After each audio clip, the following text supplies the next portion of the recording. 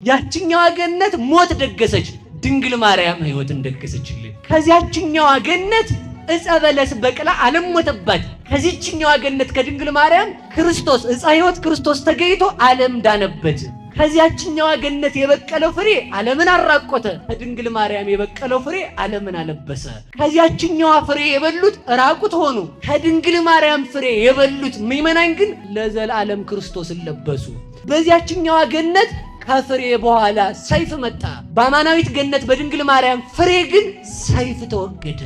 ምሕረት ስለማያደርግ ምሕረት አይደረግለትም። ምሕረት ስለማይሰማ ምሕረት እንደተደረገ አያውቅም። የሰውን ኃጢአት ገምግሞ አይተውም በሉ። ገምግሞ ስለማይተው የእሱ አይተውለትም። ከጥንተ ጠላታችን ከእንዲህ ያለው አዳነን ነው። የዲያብሎስ ልጅ ምሕረት አይሰማም ነው የምላችሁ እኮ እናንተ። በቃ እርፍ ማለት ይሄን ሰምቶ ነው። አልሰማ አይደል? አዎ የዲያብሎስ ልጅ መች ይሰማል አለ። ዲያብሎስ ይሰማል? አይሰማም። ልጆቹ ይሰማሉ። እና ምን እባብ የምታሳዝነኝ ነው። ሁልጊዜ ምላሷን ማውለብለብ ስራዋ ማለት መንከስ። ድንጋዩን ይነክሳል፣ ሰውም ይነክሳል። ያገኘው መቱን መንከስ ብሎ ማውለብለብ ምላሱ። ለምን ስትሉ አይኑ ብቻ ስለሆነ የሚያየው ጆሮ ስለማይሰማ ሁሉ ጠላቱ ነው ማለት ነው። ቢያንስ የእግዚአብሔርን እናት ጠላት ይደረጋል፣ በሞት ያፈርሰዋል። ሌላው ይቅር እንደ እግዚአብሔር እናት ጠላት ትሁን። ምን ተብሎ ነው እግዚአብሔር ማረኝ የሚባለው? እናቱ ተጠልታ እሱ እንዴት ነው ማረኝ የሚባለው? እሺ ሰባኪ ነኝ፣ እሺ ኢየሱስን እገልጣለሁ፣ እሺ ማርያም ግን አታስፈልግም። እግዚአብሔር ታስፈልጋለች ብሎ ለድነት ምልክት አድርጓት አንተን አታስፈልግም የምትለው ገላትያ ምዕራፍ 4:4 ላይ ዋመበጻዩ እድሜው እግዚአብሔር ፈኖ ወልዶ ተወልደን በሴት የዘመኑ ፍጻሜ በደረሰ ጊዜ እግዚአብሔር ልጁን ላከ፣ ከሴት ተወለደ። ያቺ ሴት ማርያም ናት። እግዚአብሔር ወደ ማርያም ከመጣ ወደ ማርያም አልመጣም። ረባካ ገብርኤል ቢቆም ክንፌን እያማታው ሳበስር ኖሬ ማር እንጂ ይላል። ግን ይመራል እግዚአብሔር። ታዲያ ትለምኝል ዘንድ ላንቺ ይገባል እንዴ አለ እዛው ደራሲው። ቅዱሳን አይለምኑም ትይ እንደው? አይ አዎ ይለምናሉ። መለመንማ እንዴታ ይለምናሉ እንጂ። ግን ገብርኤል ቢቆም አገልጋይ ብሎ ይቆማል። አንቺ ግን ልጅ ብለሽ ትቆሚያለሽ። ግን የሚተካ ስም የሌለው ስም እግዚአብሔርን ልጅ ብላ የምትቆም ማርያም ብቻ ናት። አዎ መልአክ ይለምናል። መልአክ ቢለምን ላንተ ምስጋና ሳቀርብ ኖሬያለሁ ብሎ ይለምናል። አንቺ ስትለምኒ ግን አንተን በተሸከመ ጀርባዬ ብለሽ ትለምኚዋለሽ። መለመንማ ከቅዱሳን ይልቅ ላንቺ ይገባል። አዎ መልአክ ይለምናል። መልአክ ቢለምን በቅዳሴ ኖርኩ ይላል። አንቺ ግን በተሸከመ ማኅፀኔ ብለህ ማትይዋለሽ። አዎ መለመንማ መልአክ ይለምናል። መልአክ ቢለምን 24 ሰዓት ምስጋና አቀርባለሁ ብሎ ይለምናል። አንቺ ግን ስትለምኚ በጠባቸው ጡቶች ብለሽ ትለምኚዋለሽ። መለመን ላንቺ ይገባል። እንዴት? በሞገስ ትቆሚያለሽና። ሰው ሲሰደድ ቢያንስ መመለሻውን አውቆ ተስፋ ያደርጋል። ድንግል ማርያም ስትሰደድ መመለሻ ጊዜ አላወቀችም። መመለሻ የሌለው ኃጢአትን የሚሰሩ ልጆቿን መመለሻ በሌለው ስደቷ መለሰችን። እሷን የሰጠን እግዚአብሔር ይመስገን። ስትወጣ በክረምት ወጣች። በክረምት ወጣ እኛን ወደ በጋ መለሰችን። የእስራኤል ብርድ እንደ ኢትዮጵያ መስሏችሁ ነው? የእስራኤል ቤት አይሲ የተገጠመበት ነው፣ ማሞቂያና ማቀዝቀዣ። በጋውም አይቻልም፣ ክረምቱም አይቻልም። በዚያ ቁር ላይ ልብስ ሳትይዝ ስደት ጀመረች። ደግሞ ስደት የጀመረችው ብቻዋን መስሏችሁ? ልጅ አዝላ። ደግሞ ልጅ አዝሎ ስደት ከባድ ነው። እሱን አዝላ ተሰዳ፣ እሱ ደግሞ እኛን ወሐዘሎሙ በክነፊሁ እንዳለ በክንፈ ረድኤቱ አዝሎ ወደ ርስት መለሰን። ታዲያ እግዚአብሔርን የታቀፈ እጅ እኔን አያቅፍም? መታደሌ ነኝ እንጂ እኔ ነኝ እንጂ መታደሌ። ለእግዚአብሔር እኮ ሞግዚቱ አይደለች፣ እናቱ ናት። ለእግዚአብሔር እናቱ ከሆነች ፍጥረቱን ሁሉ ይዛ በምልጃ ረድኤቷ የምትጠብቅ እሷ ናት። በሥላሴ ፊት ሞገስ ያላት፣ በምእመናን ዘንድ መወደድ ያላት፣ በመናፍቃንና ባጋንንት ዘንድ የምትፈራ ማን ናት? እሷ ወላዲተ አምላክ ናት። እየሰማችሁ ነው? የእመቤታችንን ውዳሴ በሉ። አእምሮ የማይደግም በሉ እንጂ ድግስ ተጠርቶ ውሃ የተደፋበት ይመስላል።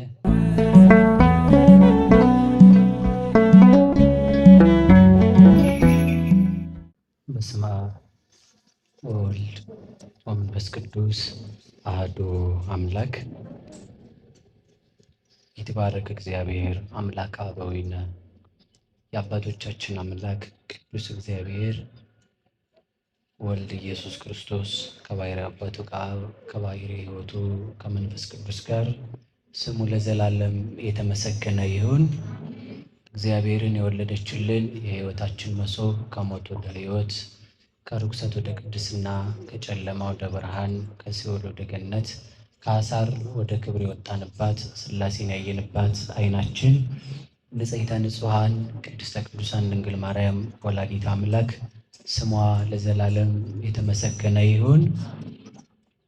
ጻድቃን ሰማዕታት፣ ደናግል መነኮሳት እንደየክብርና እንደየሞገሳቸው ክብርና ምስጋና ይድረሳቸው። አንድ ነገር እፈልጋለሁ በሚል ይሆናል። አሐተ ሰአልክዎ ለእግዚአብሔር ወኪያሃ ሐስስ። እግዚአብሔርን አንዲት ነገር ለመንኩት በሚል የትምህርት ርዕስ እንነጋገራለን። እስኪ በሉ እግዚአብሔርን በሉ። ስንት ነገር ለመንኩት? እንደገናም ንገሩኝ። ርዕሱን እንድትዙት ነው። አሐተ ሰአልክዎ ለእግዚአብሔር ወኪያሃ አሐስስ። እግዚአብሔርን አንዲት ነገር ለመንሁት። የትምህርታችን ርዕስ ምንድን ነው? ዛሬ እንግዲህ የሁሉ ሰው አንድ ነገር ብቻ ነው ለምኖ የሚሄደው። ዛሬ ሳይሆን ዓለም ተጀምሮ እስከሚያልፍ ድረስ ፍጥረት የሚለምነው ትክክለኛው ልመና አንድ ብቻ ነው። ስንት ብቻ ነው ያልኳችሁ? ስንት? ቅዱስ ዳዊት አይሳሳትም። መጀመሪያ መዝሙር 27 ቁጥር 4 ላይ ነው ያለው የትምህርታችን ርዕስ። አሐተ ሰአልክዎ ለእግዚአብሔር ወኪያሃ አሐስስ። እግዚአብሔርን አንድ ነገር ለመንኩት እሷንም እሻለሁ። ምንድን ነው ስንለው እዛው ይመልሰዋል። ከመ እኅድር ቤቶ ለእግዚአብሔር፣ በእግዚአብሔር ቤት እኖር ዘንድ። ከመ እርአይ ሰናይቶ ለእግዚአብሔር፣ የእግዚአብሔርን ደግ ነገር ሁሉ አይ ዘንድ በእሷም ደስ ሰኝ ዘንድ። ይህም ብሎ ነው የሚነግረን ቅዱስ ዳዊት። ስለዚህ የትምህርታችን ርዕስ ምንድን ነው? እንደገና ንገሩኝ። ያቺ ልመናችን ምንድናት? ቅር አላችሁ ማለት ነው። በእግዚአብሔር ቤት ምን ማለት? መኖር። አንድ ልመና ነው ያለው። ያ ልመና ደግሞ ሁሉንም ጥያቄዎች የሚመልስ ልመና። አንድ ልመና ሁሉ ነገር የሚገኝበት ልመና። አንድ ሐሳብ የሐሳቦች ሁሉ የበላይ ሁሉ ነገር የሚገኝበት ሰው ብዙ ቃላቶችን የሚጠቀመው ለምን መሰላችሁ? አንድ ነገርን መግለጽና ማግኘት ሲያቅተው ነው። ቅዱስ ዳዊት ግን የሁላችንንም ልመና ጠቅልሎ ምን አለ መሰላችሁ? አንዲት ልመና እግዚአብሔርን አንድ ነገር እፈልጋለሁ አለ። ምንድን ነው አንድ ነገር? እንዴ ስንት ነገር ነው ያለው በዓለም ላይ? በጣም ሚሊየን ቢሊየን የሆነ ነገር እኮ ነው ያለው። ሰው ብዙ ልመና ይኖረዋል። ሰው ብዙ ሐሳብ ይኖረዋል። ሰው ብዙ ነገርን ይፈልጋል። ግን የሚፈልገው ነገር ሌላ የሚያስፈልገው ነገር ድጋሚ ያስፈልገዋል። ሰው አንድ ነገር ለምኖ በዚያ ነገር መጠቃለል ከቻለለት ሌላ ምን ያስፈልገዋል? ቅዱስ ዳዊት መቼም ተሳስቶ አይደለም አይደል?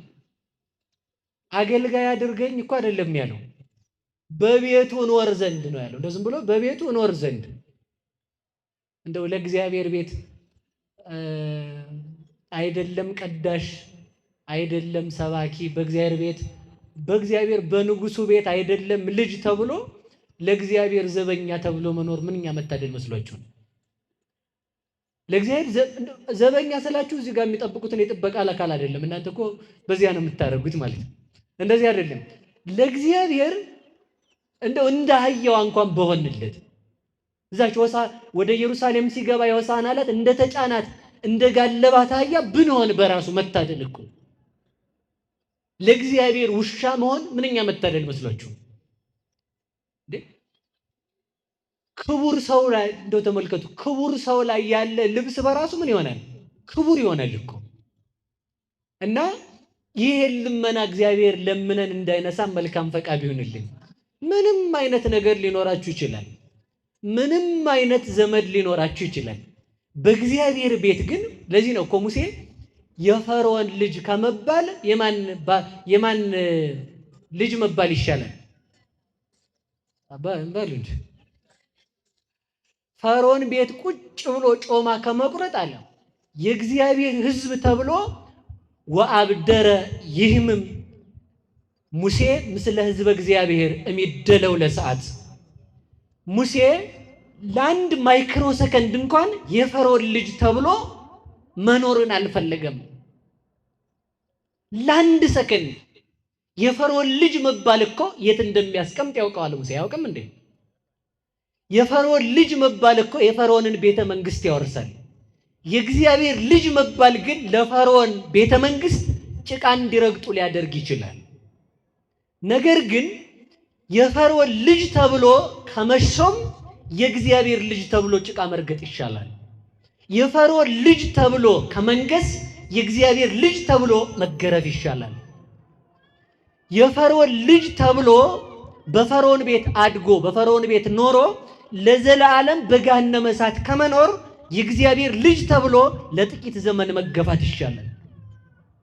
ለዚህ ነው የገባው ሰው ተመልከቱ፣ ሙሴ በቤተ መንግስት ሆኖ ቤተ መንግስቱን ሲንቀው እስራኤል ከባርነት ወጥተው በበረሃ የደረሰባቸውን መከራ መታገስ አቅቷቸው ብፁዕ ዘይሴሰይ እማይደፍር ፋራቲሁ ለፈርዖን ወእማየ አይጋቲሃ ለግብፅ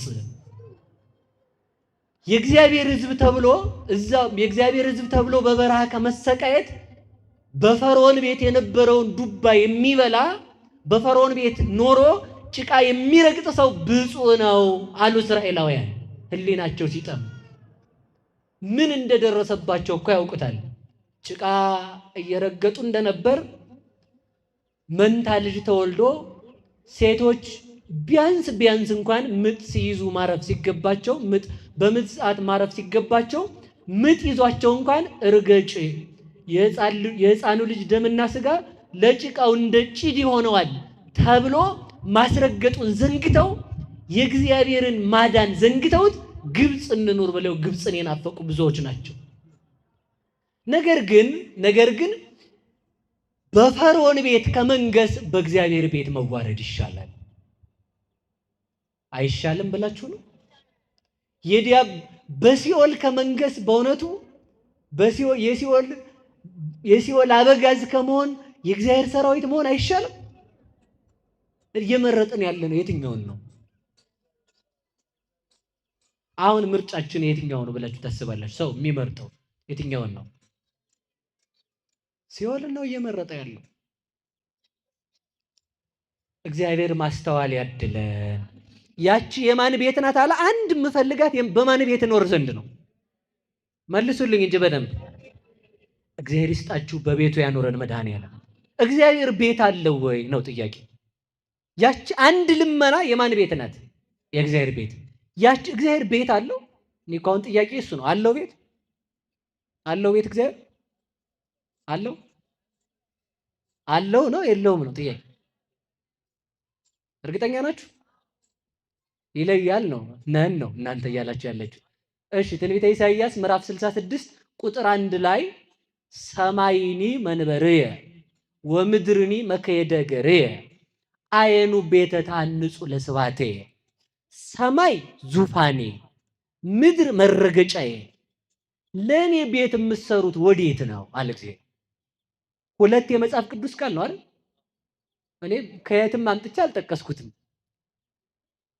ኢሳይያስ ምዕራፍ 66 ቁጥር 1 ላይ ሰማይ የእግሬ መረገጫ፣ ሰማይ ዙፋኔ፣ ምድር የእግሬ መረገጫ የኔ ቤት ይሰራል ካለ ቅዱስ ዳዊት ደግሞ መዝሙር 27 ቁጥር 4 ላይ ደግሞ አንድ ነገር እፈልጋለሁ አለን። ምንድነው ስንለው በእግዚአብሔር ቤት መኖር አለ። ስለዚህ ሁለቱ ቃላት ይጣላሉ አይጣሉም? አይጣሉም። መኖር የለኝም እኮ ነው እያለ ያለው እግዚአብሔር። ዳዊት ደግሞ በቤቱ ቆይ ሌላም ላንጣላችሁ።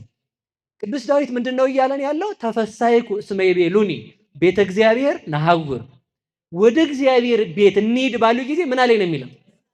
እሱ እኮ ቤት የለኝም እኮ ነው ያለው። ደግሞ እግዚአብሔር እኮ እያለ ያለው ደግሞ እየሰማችሁ ነው አይደል? በቤት የሚኖሩ ሰዎች ምንድናቸው ነው ያለ ቅዱስ ዳዊት? ብፁዓን ናቸው። ብፁዓን እለ ይነብሩ ውስተ ቤትከ፣ በቤት የሚኖሩ ሰዎች ብፁዓን ናቸው አለን። ወመኑ ያጸልል ውስተ ደብረ መቅደስከ በቤተ መቅደስ የሚጠጋ ማን ነው እያለ ክርስቶስ መቅደስ እንዳለው ቅዱስ ዳዊት ይናገራል። ቅዱስ ዳዊት ክርስቶስ ቤት እንዳለው ከነገረን ኢሳይያስ ደግሞ በኢሳይያስ ላይ በዳዊት ላይ አድሮ ልብ በሉ በቤቴ ማን ያድራል? ቤተ መቅደስ ተመልከቱ። እንደውም ምን ይላል መሰላችሁ? በዘሩባቤል ላይ አድሮ ቤተ መቅደስ እንዲሰራለት ያደረገ ማን ነው? ራሱ እግዚአብሔር። ቤት ስሩልኝ ያለ ራሱ ነው። አሁን ደግሞ ቤት የለኝም ያለ ደግሞ ማን ነው? ምንድነው ይሄ ነገር? አለ እንዲህ አይነት ነገር? እንዲህ አይነት ሁለት ነገር ማለት ነው። እግዚአብሔር ሁለት አያወራም። ሲያወራ እንዲህ ሁለት ነገር አያወራም። እፈልጋለሁ ደግሞ አልፈልግም የሚል እግዚአብሔር ለምንድን ነው? ልብ ብላችሁ ስሙኝ። አሁን የመጀመሪያው እንደ ልዕልናው ለእግዚአብሔር ቤት የለለትም ነው። ዋናው ሐሳብ እሱ ነው። እንደ ልዕልናው ማለት እግዚአብሔር በዓለም መልቶ ዓለምን ይዞ ይኖራል። ቤተ መቅደሱን እንኳን ብንሰራለት በእግዚአብሔር ቸርነት ተመልከቱ ትቶናል፣ ዘንግቶናል፣ እግዚአብሔር መኖሪያ የለውም እንዳንል በሁሉ ቦታ የመላ ስለሆነ እንዲህ አድርጋችሁ ቤቴን ስሩልኝ ብሎናል እግዚአብሔር። በዚያው ላይ እንደው እየተናገርኩ በሄድም ጥሩ ነው ብዬ አስባለሁ። አንዳንዴ አሁን ቤተ ክርስቲያን ሲሰራ ቅጥ ያጣ ሆኗል። ቅጥ ያጣ እንደው ውበት ቤተ ክርስቲያን 3 በር ነው ያለው። እኔ የማውቀው መጽሐፍ የተማርኩትም ቤተ ክርስቲያን የምትለውም እሱን ነው። ለቤተ ክርስቲያን ሥላሴ አናቅጽ አንትሙ። የቤተ ክርስቲያን 3ቱ በሮች የሚመሰሉት በማን ነው? እንዲህ 4 በር 4 ሥላሴ ሆኗል እንዴ? በዚህ ዘመን 3 ነው ሥላሴ። 3 ከሆነ የቤተ ክርስቲያን በር ምሳሌው በማን ነው? ምሳሌነቱ በሥላሴ ነው። አሁን ደግሞ እኔ ቤተ መቅደስ አፍርሱ አላልኩም፣ ግን ቢያንስ ከዚህ በኋላ ያሉ ሲሰሩ ፕላን አውጪውም ሰበካ ጉባኤውም መምህራኑም አለቃውም ተመካክረው ምን የያዘ መሆን አለበት? ስርዓቱን የጠበቀ መሆን አለበት ነው ዋናው ሐሳብ። ስለዚህ ተመልከቱ ቤተ መቅደስ ስሩልኝ ብሎ የተናገረ እግዚአብሔር ከሆነ ከሰማይ ወርዶ ቤተ መቅደስ ውስጥ እግዚአብሔር ይገኛል ወይ ሲባል ይገኛልም አይገኝምም ነው መልሱ። ይገኛል፣ እንደ ቸርነቱ ይገለጣል። ምክንያቱም እግዚአብሔር ተስፋ እንዳንቆርጥ ተመልከቱ እንደ ልዕልና ዓለምን ይዞ ካለ እንደው እግዚአብሔርን የት እናገኘዋለን እንዳንል ቤት ስሩና በዚያ ደግሞ ላናግራችሁ አለ እግዚአብሔር። እንደ ትሕትናው እሱን አለን።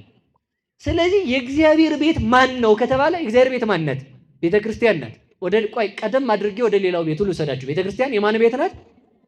የእግዚአብሔር ቤት ናት። ቤተ ክርስቲያን የእግዚአብሔር ቤት ከሆነች በቤተ ክርስቲያን ማን ይኖራል ማለት ነው? ግን ወስናው ሳይሆን ቤተ ክርስቲያንን ወስኗት በቤተ ክርስቲያን እግዚአብሔር ይኖራል ነው። እንደ ልዕልናው እንደ ቅድስናው ለእግዚአብሔር ቤት የሚሆን የለም። ግን እንደ ቸርነቱ ግን እግዚአብሔር ተመልከቱ፣ እንደ ቸርነቱ ግን እንዳልተወን ለማስረዳት ግን በመካከላችን ይኖር ዘንድ ቤት ስሩልኝ ብሎ እግዚአብሔር ይጠይቃል። መስዋዕት ብንሰዋ እግዚአብሔር በሬ ብናርድ ለዝክር እግዚአብሔር ይበላል እንዴ? አከበርንህ ለማለት ነው የምናርድለት። ያን ተቀብሎ ደግሞ እግዚአብሔር ትተውኛል። ይኸውላችሁ እንደ ልዕልናው እግዚአብሔር አይበላም፣ እንደ ቸርነቱ ደግሞ ያቀረብንለትን ይቀበላል እኮ ተመልከቱ። የሚገርመው ነገር ያቀረብንለትን መቀበሉ ሳይሆን የምንሰጠው ከማን የመጣውን ነው። በሉ ነገሩኝ እንጂ ያም በሬ ማን ነው የፈጠረው? በሬው የማን ነው? በራሱ። አሁን ደግሞ የሚታረድለት ደግሞ ማን ነው? አይገርማችሁ? በሬው የሱ ደግሞ አረድንልህ ብለን ደግሞ እናስደስታለን የምንለው ደግሞ እሱን። ሁሉ ነገር የእሱ ነው። ይሰጠናል፣ እንደገና ደግሞ ይቀበለናል። ሁሉን ሰጥቶ የሚቀበል አምላክ ስሙ የተመሰገነ ይሁን። ስለዚህ ነው ለእኔ ቆዩ አንድ ጊዜ ለእኔ ምንም ቤት ልትሰሩ አትችሉም ያለን እንደ ልዕልናው ደግሞ በእግዚአብሔር ቤት እኖር ዘንድ ወደድኩ፣ አንድ ነገር ነው የምፈልጋት ያላት ያቺ ቤት ማናት ይመስላችኋል? ያቺ ቤት ማናት ይመስላችኋል? ቤተ ክርስቲያን ክርስቶስን ከመያዟ በፊት አስቀድም አንድ ቤት አለች። ማናት ያቺ ቤት? ወላዲተ አምላክ ናት። ገብቷችኋል? የአንድ ቤት ብቻ ነው የምፈልጋት። እዚያች ቤት ውስጥ ከዚያች ቤት ለመድረስ የማይተጋ ማን ነው? ያቺ ቤት እኮ ሁሉ ያለባት ቤት ናት። ስለዚህ ምን አለ መሰላችሁ የእግዚአብሔር ቤት ማን ናት ትለኝ እንደሆነ ቤተ ክርስቲያን አዎ ናት። ሰማይማ ልብ ብላችሁ ስሙ፣ ሰማይማ ለእግዚአብሔር ቤት ሊሆን እኮ አልቻለም። ለምን? ሰማይ መንበሬ ነው ያለ። መንበሩ ከሆነ ዙፋን ደግሞ መቀመጫ ነው። እግሩ የት ሊሆን ነው ያሰኛል እኮ አያችሁ አይደል? እግሩ የት ነው ስንል ደግሞ ምድር ደግሞ የእግሬ መረገጫ ናት አለ። ምድር በመላዋ የእግሩ መረገጫ ከሆነች ሰማይና ምድር ለእግዚአብሔር ቤት ሊሆኑ አልቻሉም ማለት ነው። ቅዱስ ዳዊት ግን እየፈለገ ያለው ማንን ነው ትሉኝ እንደሆነ አንድ ነገር እፈልጋለሁ ወኪያ አስስ ያችን እፈልጋታለሁ። ያችን ምንድናት ትለኝ እንደሆነ የእግዚአብሔር ቤት ናት። የእግዚአብሔር ቤት ደግሞ ከድንግል ማርያም በቀር ማን አለ? ማንም ሊኖር አይችልም። ማንም ሊኖር አይችልም። ጥያቄ ልጠይቃችሁ እንደው ቆይ ባጭሩ ሰው ቤት ውስጥ አደረ የሚባለው መጥቶ እንደው ቢያንስ መኪናውን እኮ ይዞ አይገባም። ግቢ ነው የሚያቆመው አይደል? ግቢ ላይ ነው አስቀምጦት የሚገባው መኪናውን። ሰው በቤቱ አድሮ ቤቱ ካሰኘ 9 ወር ከ5 ቀን ፍጥረታትን ሁሉ በመሃል እጁ እንደያዘ በማህፀኗ ያደረባት ድንግል ማርያም ናት እንጂ እግዚአብሔር ቤት ፍጥረትን ሁሉ እንደያዘ በማህፀኗ ያደረባት ሰፊ ቤት። ግብረ ሐዋርያት ምዕራፍ 10 ላይ መንጦላይት ስፌት ይላል። ሰፊ መጋረጃ። ቅዱስ ጴጥሮስ ያያት ሰፊ መጋረጃ ተመልከቱ። ይህን ሲተረጉሙት አባቶቻችን ምን ይላሉ? ቅዱስ ጴጥሮስ ርቦት ሳለ ምግቡን እስከሚያዘጋጁለት ቅዱሳን ወሬ ስለማይወዱ መጽሐፍ ለማንበብ ወደ ሰገነት ወጥቶ ተቀመጠ ይላል። ምን ለማንበብ? ከዛ እዛ ሲያነብ ርቦት ነበር። እንግዲህ ተመልከቱ። ርቦት ሳለ ተደሞ መጣበት። ከዛ እያነበበ ሲደመም ከሰማይ ሰፊ መጋረጃ በአራት ወገን ተዘርግታ በውስጧ የእንስሳ ስዕል፣ የወፍ ስዕል፣ የአራዊት ስዕል ተስሎባት 3 ጊዜ ወደ መሬት ወርዳ 3 ጊዜ ወደ ሰማይ ስትወጣ አያት። መልአኩ ተከትሎ መጥቶ ነበር መጋረጃዋን። ጴጥሮስን እንዲህ አለው። ጴጥሮስ አለው። አቤት አለ። ተንስ ህርድ ወብላ። ጴጥሮስ ተነሳና አርደህ ብላ አለው። ደግሞ ጣቱን የሚያሳየው ደግሞ ወደ አሳማ ነው። እንዲህ ያለ ነገር አሳማውን በጣቱ እያሳየ ከመጋረጃው ውስጥ ተነስና አርደህ ብላ ይለዋል። ጴጥሮስ ምን አለው? ኢበላይኩ ግሙራ ዘኢኮነ ንጹሃ፣ ንጹህ ያልሆነ ነገር በልቼ አላውቅም ማለት። ከዛ መልአኩ ምን አለ መሰላችሁ? ዘእግዚአብሔር አስተናጽሐ ኢታስተራኩስ አንተ፣ እግዚአብሔር ንጹህ ያደረገውን ለምን የምታረክሰው አለው። ሊቃውንት ይህን ሲተረጉሙት ተመልከቱ። ሰፊ መጋረጃ የተባለች ድንግል ማርያም ናት። ሰፊ መጋረጃ ማለት ከሰማይ ስትወርድ ማየቱ ተመልከቱ። ድንግል ማርያም ከእግዚአብሔር የተሰጠናት ሀብታችን ናት። ምድራዊ ሰው የወሰናት አይደለችም። ልብ ብላችሁ ስሙ። እንዲህ ያለ ስም እንዲህ ያለ ከሰማይ የወረደ መጋረጃ ታይቶ አይታወቅም። ከሰማይ የወረደ መጋረጃ በውስጧ ሁሉ የተሳለባት፣ አሳማው ያለባት፣ አራዊት ያለባት፣ እንስሳት ያሉባት፣ አዕዋፋት ያሉባት፣ እነዚህን ሁሉ ጠቅልላ ወደ ሰማይ ያረገች ሰፊ መጋረጃ ወላዲት አምላክ ናት። ያቺ ተመልከቱ። አሳማው ምንድነው ሲባል ሆዳም ሰው ነው አሳማ። እንስሳት የተባሉ ምዕመናን ናቸው።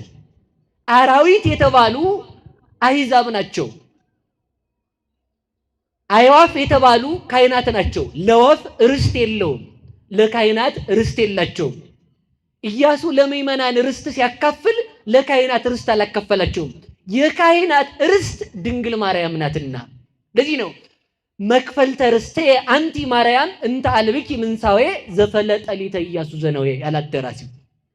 የካህናት ርስት ቤተክርስቲያን ድንግል ማርያም ናት። ካህናት ምዕመናንን ይጠብቃሉ። ምዕመናን ለእግዚአብሔር መባ ያመጣሉ። ለእግዚአብሔር የሰጡትን በእግዚአብሔር ስም የሚሰጡባት የሚገብሩባት ያቺ ታቦት ዘዶር ያቺ ታቦተ ጽዮን ድንግል ማርያም ናት። በድንግል ማርያም ስም የመጣውን አስራት በኩራት ተቀብለው ካህናት ተመግበው ይኖራሉ። የአዕዋፋት ርስት የተባለችው ማናት? ወላዲት አምላክ ናት። እነዚያ ስጋ የሚበሉት ደም የሚጎነጩ አራዊት የተባሉት ደግሞ እነሱ ማን ናቸው? ከሃዲያን ናቸው። እነዚህን ሁሉ ሰብስባ አረገች ነው። ድንግል ማርያምን በእናትነት የቀረባት ሁሉ ወደ ሰማይ ለማድረግ ይበቃል። እሷን የአምላክ እናት ናት ያለ ከሃዲም ቢሆን ተመልሶ እንደገና ከሰማይ ርስት መንግስተ ሰማያት ለመግባት ይበቃል። እንስሳትን ያዘች ምእመናን ናቸው። ምእመናንን ሁሉ ሰብስባ ለማድረግ የተሰጠች ንጹህ መጋረጃ ከሰማይ የወረደች ነጭ መጋረጃ ጻዳ ወላዲት አምላክ ናት። እሷን የሰጠን መድኃኔዓለም የተመሰገነ ይሁን። ይህችን ለማግኘት እፈልጋለሁ አለ። ከሰማይ ተሰጠች ማለት ምን ማለት ነው? ልብ ብላችሁ ያዙ። ሰማይ ማን ነው? እግዚአብሔር ነው። ሰማይ ማን ነው? ሰማይ እግዚአብሔር ነው።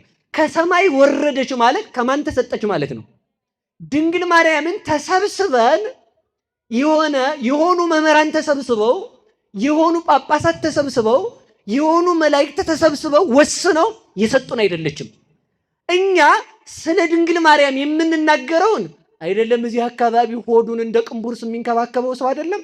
ከሰማይ ዲያብሎስ እስከነ ሰራዊቱ የወረደው ዲያብሎስ ተሰብስቦ መጥቶ ድንግል ማርያምን እያመለካችሁ ነው ቢለን አንቀይረው። ለምንድን ነው አንቀይረው? የተሰጠነው ከማን ስለሆነ ነው? ከእግዚአብሔር ስለሆነ ነው። ከእግዚአብሔር የመጣ መልአክ ድንግል ማርያምን አይቃወምም። ድንግል ማርያምን የሚቃወም ከሆነ ጋኔን ነው። ልብ ብላችሁ ስሙ።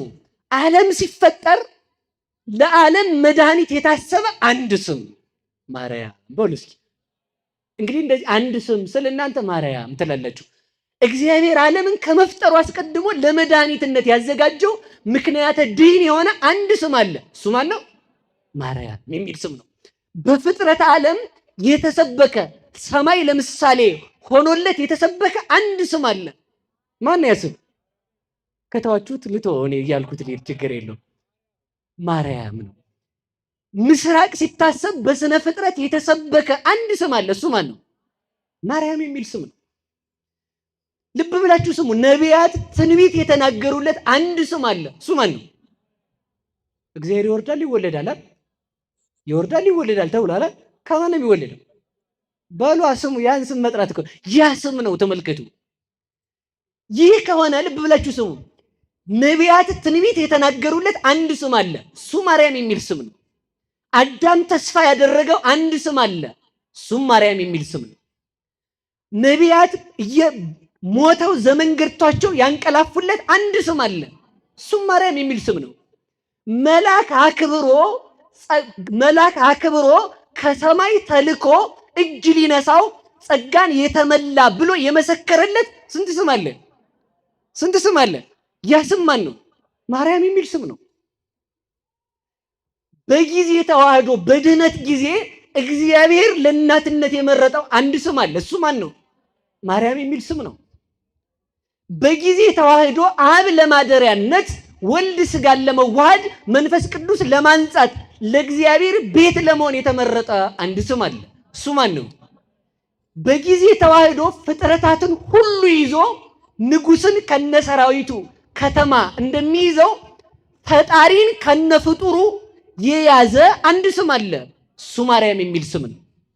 ፍጥረታት ሊጠራበት የማይችል አንድ መተኪያ የሌለው ስም አለ። እሱ ማን ነው?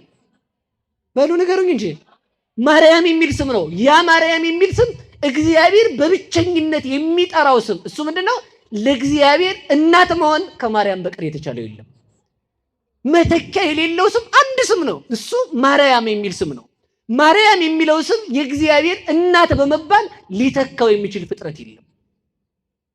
ያ ሊተካ የማይችለው ለፍጥረታት ሁሉ እናት በመሆን የተሰጠ ስም አለ። እርሱ ማርያም የሚል ነው።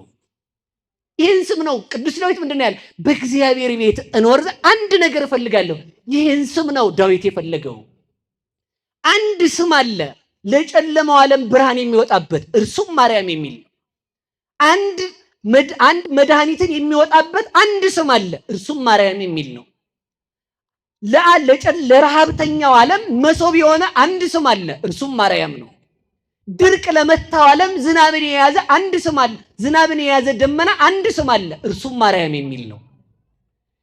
የእግዚአብሔር ቃል ተመልከቱ፣ የእግዚአብሔር አብ አካላዊ ቃል የተጻፈበት አንድ ስም አለ፣ እርሱም ማርያም የሚል ነው። ማን ነው የሚለው? በሞቴ ንገሩኝ። ማርያም የሚል ስም ነው። ልብ ብላችሁ ስሙ እስኪ። በዚያኛው በታቦተ ጽዮን ላይ የማን ቃል ተጽፏል? በሉ የእግዚአብሔር ቃል በሉ እንጂ 10ሩ ቃል ተጽፏል። በድንግል ማርያም ግን የተጻፈው የማን ቃል ነው? በዚያኛው ላይ ቃሉ ነው የተጻፈው። በድንግል ማርያም ላይ የተጻፈው ግን አካላዊ ቃል ነው። ተመልከቱ። ቅዱስ ዳዊት ምንድነው ያለ? ደዩ ልበክሙ ውስተ ኃይላ፣ ልባችሁን በኃይሏ ላይ አኑሩ ብሏል። በታቦተ ጽዮን ላይ ምን ኃይል አላት ትለኝ እንደሆነ እግዚአብሔር ተገልጦባታልና ዘዑደት ዘስም ዘሕግ ዘብርሃን ይላታል ሲተረጉሙ ሊቃውንቱ። ዘዑደት አላት እስራኤልን እየመራች 40 ዘመን ዞራለች። ድንግል ማርያም ደግሞ ዓለም እሷ ከተገለጠችበት ድንግል ማርያም ከተገለጠችበት ጊዜ ጀምሮ በሄድንበት ሁሉ ምድረ ርስት እስከምንገባ የምትመራን ታቦታችን ናት። እሷን የሰጠን መድኃኔዓለም ይመስገን። በዚያችኛዋ ልብ ብላችሁ ስሙኝ ቆዩ። በዚያችኛዋ ታቦት ላይ ብርሃን ሰፍሮ ይታይ ነበር። በድንግል ማርያም ማኅፀን ግን የብርሃን ጌታ ክርስቶስ ነው ያለው። በዚያችኛዋ ታቦት ላይ የአካላ መላእክት ኪሩቤልና ሱራፌል ተስለውባት ነበር። በድንግል ማርያም ማኅፀን ግን ክርስቶስ 9 ወር ከ5 ቀን በማኅፀኗ ሲቆይ ድንግል ታጸምም ርሳ መንገለ ከርሳ ወተሰምዕ ድምፀ መላእክት፣ መላእክት ጌታን ሲያመሰግኑት ማርያም ዘንበል ብላ ከማኅፀኗ ታዳምጥ ነበር። ይህ ነው እንደሚደንቃችሁ። በዚያችኛዋ ታቦት ላይ መላእክትን የተሳሉት፣ በድንግል ማርያም ማኅፀን ግን የተሳለው እግዚአ መላእክት ነው። የመላእክት ጌታ ነው የተሳለው። ያችኛዋ ታቦት ልብ በሉ እስራኤልን ከቀኝ ከግራ ጠብቃ ምድር ርስት ታወረሰች። ድንግል ማርያም በነፍስ በስጋ ልጆቿን ጠብቃ መንግስተ ሰማያትን ታወርሳለች። ይህች ናት መተኪያ የሌለው ስም የሚባለው የድንግል ማርያም ስም። እሷን የሰጠን እግዚአብሔር የተመሰገነ ይሁን። በዚያኛው ታቦት ልብ ብላችሁ ስሙኝ። ያኛው ታቦት በወርቅ ነው የተለበጠው። ድንግል ማርያም የተሸፋፈነችው ያጌጠችው በንጽህና በቅድስና ነው። ያኛው ታቦት ልብ ብላችሁ ስሙ በሞቴ በዚያኛው ታቦት መክደኛ እንዲያበጅለት እግዚአብሔር ነግሮታል። በመክደኛው ላይ ሆኜ በስሬት መክደኛው ላይ ሆኜ እናገራለሁ ብሎ እግዚአብሔር ተናገረ። እስኪ በሉ በስሬት መክደኛው ላይ በሉ ሆኜ ምን እላለሁ? በምኑ ላይ ሆኜ ነው እያለ ያለው?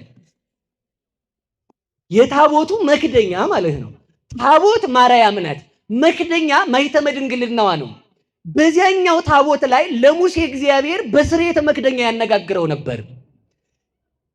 አሁን በአማናዊ ታቦት በድንግል ማርያም እኛን ሲያነጋግረን ምን ብሎ ያነጋግረናል ካላችሁን፣ የድንግል ማርያምን ድንግልና ሳይሽር ተወልዶ ባጭር ቁመት በጠባብ ደረት ተወስኖ አስተማረ። ይሄ ነው የማያልፍ ድንግልና የተባለው እርሱ። እሷን የሰጠን መድኃኔዓለም ይመስገን።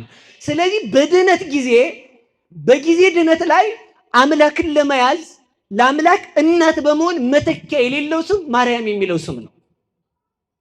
ይሄ ስም ለመረረው ዓለም የመረረውን ዓለም ያጣፈጠ፣ ለጨለማው ዓለም ብርሃን የወጣበት፣ ለሞተው ዓለም ሕይወት የተወለደበት፣ ለስደተኛው ዓለም ተስፋ የተሰጠበት፣ በመሬት ለሚኖሩ ሰማይ ለመኖር ቃል ኪዳን የተገባበት ብቻ ሳይሆን በሰማይ ለመኖር መሰረት የተጣለበት ስም ማርያም የሚለው ስም ነው። ይህን ስም የሰጠን መድኃኔዓለም ይመስገን። ስለዚህ በሉ አንድ ነገር እሻለሁ በሉ እንጂ በየት መኖር በሉ እንጂ ቤተ መንግስት መኖር የማይፈልጋለ ብናገኝ እኮ አንጠላውም ማለት ተይዞ ነው ይላል ሰው። አሁን እንግዲህ በልቡ ነው እንግዲህ እኔ አላልኩም። ቤተ መንግስት መኖር ማን ይጠላል? እንኳን ዙፋኑ መቀመጥ እዛ እንደው ዞር በል እያልክ አንዳንድ እግር ቢጣልልህ አይከፋም ማለት ይከፋል እንዴ? እና በእግዚአብሔር ቤት ለማደር እኮ ነው ተጋለያሉ። አንድ ነገር ብቻ እንዴ በእግዚአብሔር ቤት ካደርኩ ምን ይጎልብኛል? እስኪ የሚጎል ንገሩኝ። እስኪ አሁን ይሄን ሳትለምኑ እንዳትሄዱ በሞቴ። በማን ቤት መኖር ነው?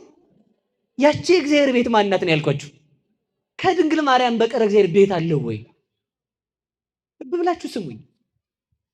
ታዲያ ያቺ እግዚአብሔር ቤት ማርያም ከሆነች ወደ ማርያም የቀረበ ሁሉ ማንን ያገኛል? በሉ ንገሩኝ። ወደ ቤተ መንግስቱ የተጠጋ ሁሉ ወደ ማን ይደርሳል? ወደ ንጉሱ እንደሚደርስ ወደ ቤተ መንግስቷ ወደ እግዚአብሔር ቤተ መንግስት ወደ ድንግል ማርያም የቀረበ ወደ ማን ይቀርባል? በሞቴ ንገሩኝ። እስኪ ጥያቄ ልጠይቃችሁ። እንግዲህ እንግዲህ ማንነሳ ታዲያ ከእረኞቹ ጋር እንነሳ። እረኞቹ ሌሊት ተነስተው በጨለማው የሚገርም ጨለማ ሊቀርበው የማይችል ብርሃን ክርስቶስን ያገኙት ከማን ነው? በሉ ከእመቤታችን በሉ እንጂ። እረኞቹ ሌሊት ተነስተው እየኳተኑ ሄዱት ወዴት ነው? በሉ ወደ ማርያም በሉ። በሞት አይሁላችሁ እየኳተኑ ሄደው ጨለማ የማያሸንፈውን አማናዊ ብርሃን አገኙት። እሺ ሰብአ ሰገል ያን ያህል ዓመት በኮከብ ተመርተው ሄደው ማንን ያገኙት? ድንግል ማርያምን ሲያገኙ ማንን አገኙ? ክርስቶስን አገኙ። ልብ ብላችሁ ስሙኝ። ኮከቡ እየመራ አንጥቶ ከማርያም ነው ያደረሰው። ከማርያም ስትደርስ ምልክት ምንድን ነው የተባለው? እናቱ ልጁን ማን ነው? ልጁና እናቱን ታገኛለህ። እናቱ ምን ብለው ታቅፈው። ይሄ ነው ምልክቱ። የአንድ አማኝ ማስረጃው ወላዲተ አምላክ ናት። ያለዚያ ያገኘው አለቃ ሳጥናኤል የሚሆነው እንጂ ክርስቶስ ሊሆን አይችልም። ልብ ብላችሁ ስሙ። ገብርኤል እየከነፈ መጥቶ ማንን ያገኘው? በሞቴ ንገሩኝ። ቆይ ገብርኤል ከሰማይ የሮጠ መጥቶ እግዚአብሔርን ያገኘው ማርያምን ያገኘው? እግዚአብሔርማ እዚያው አለለት አይደል? እንግዲህ ገብርኤልን ነው መሆን የምትፈልገው? ጋኔንን ነው መሆን የምትፈልገው? ነው ማርያምን ከጠላ ገብርኤል ከሰማይ እየበረረ መጥቶ ከማን ጋር ነው የመጣው? ምን ገብርኤል? እግዚአብሔር ራሱ ወደ ማን ነው የመጣው? በሞቴ ንገሩኝ። ለምንድን ነው ወደ እሷ የመጣው? እናት ሆኜ ለማለት ጠይቆ ከሷ ሊወለድ እግዚአብሔር ወደ ማርያም ከመጣ፣ አንተ ወደ ማርያም ካልመጣ አለቃ እንትና ነህ ማለት። ሌላ ማንም ልትሆን አይችልም። ስለዚህ ልብ ብለን እንድናስብ ነው። ቆይ ይሄን ለምን እንዳልኳችሁ ነገራችኋለሁ። ለምን መሰላችሁ? ሁልጊዜ ድነት የሚጀምረው ከማን ነው? በሉ ከድንግል ማርያም በሉ። ሁላችሁም የሚያድን ግን ማን ነው? እግዚአብሔር ነው።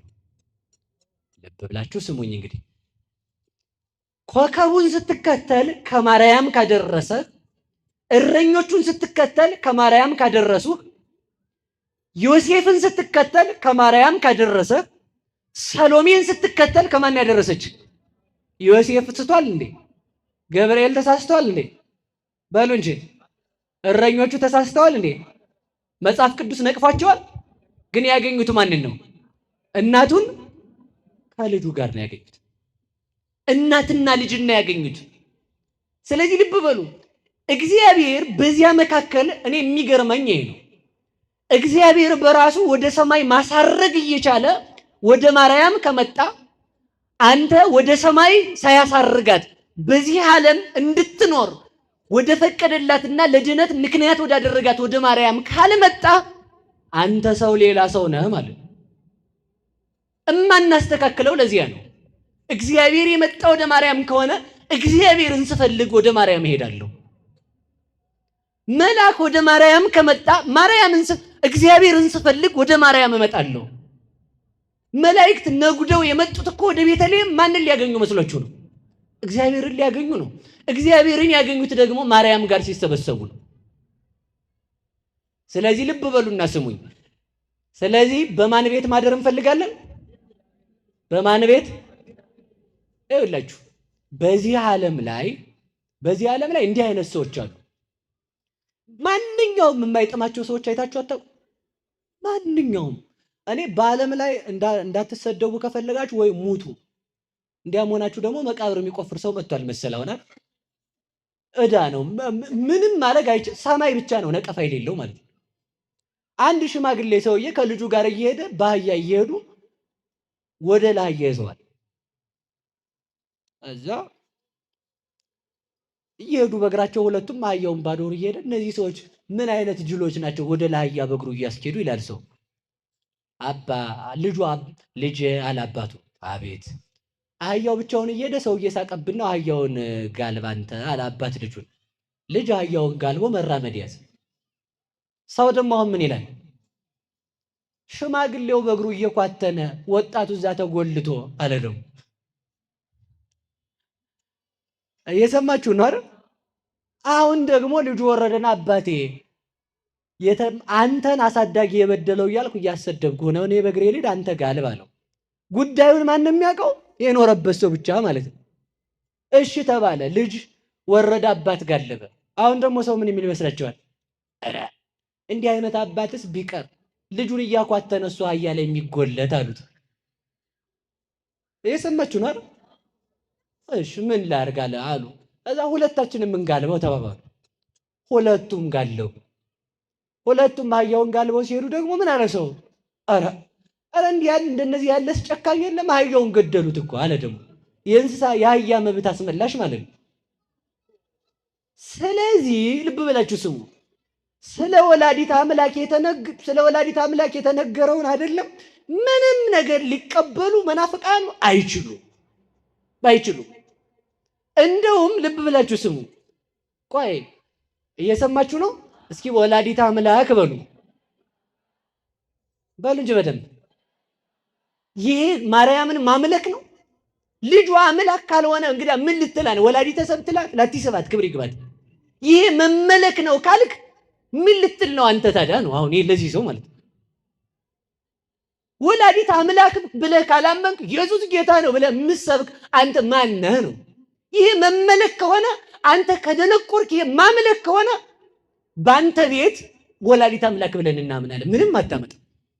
በቃ እኛ ጅቦች ስለጮሁ ምን ደነግጥ አይደለንም አይደል? ከትችት ሰው አይወጣም ነው የምላችሁ። በህይወታችሁ መስመር ሁሉ እኮ ስትሄዱ ነው። ስታገቡ ለሴቲቷ መልክ ወጥቶላት ሀብት ሲመጣ እንዲህ አድርገህ ነው ተብለህ ሲያምርብህ፣ ይኸው ሰው ድሃ ሲሆን ያለው ሀብት ከጠፋ ሰርቆ እግዚአብሔር ፈረደበት ይላል ሰው አይልም? ሰው ብላችሁ ደግሞ ባለ ሀብት ከሆነ አስጠነቋቁሎ ነው እንጂ ይላል። ደግሞ የፈረደበት ስርቆት አለ። ሰርቆ እዚህ የሚባለው ድርጅት ነበር ይባላል። ማንኛውም ነጭ ለብሳችሁ ብትመጡ ቄሴ ይላል ሰው። ደግሞ አስፋልት ላይ ደግሞ ራቁታችሁን ብትሄዱ የገሌ ልጅ አብዶ ይላል ሰው። እናንተ ደህናውን ብቻ ምረጡ ነው ሐሳቡ እኮ እሱ። እየሰማችሁ ነው? ይህን አሁን ለማንኛውም መስማማት አንችልም። ብርሃን ለጨለማ ሊስማማው አይችልም። ድንግል ማርያም ለሰይጣንና ለመናፍቅ ልትጣፍጠው አትችልም። እግዚአብሔር ላልጣፈጠው ጋኔን የእግዚአብሔር እናት እንዴት ትጣፍጣለች?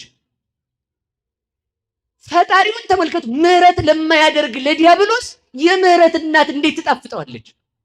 ምህረት ለማያደርግ ለዲያብሎስ ልጆች የምህረት እናት እንዴት ትገባቸዋለች? ምህረት ለማይሰማው ለዲያብሎስ የድንግል ማርያም ወላዲተ አምላክነትና አማላጅነት እንዴት ይገባዋል? ምህረት የማይሰማ የዲያብሎስ ልጆች ለሆኑ የድንግል ማርያም አማላጅነት እንዴት ይታያቸዋል? ድንግል ማርያምስ እንኳን ለሰው ለውሻ የምታዝን እናት ነው። እስኪ በሉ እንኳን ለሰው በሉ ለውሻ ታዝናለች በሉ። ሰው እኮ ውሻ ቢመጣ እኮ አጥረግርጎ ዥው ክፋቱን አላያችሁትም? ሰው ውሻ በዚህ አልፎ እየመጣ በቃ አላማ ነው የሚያደርገው።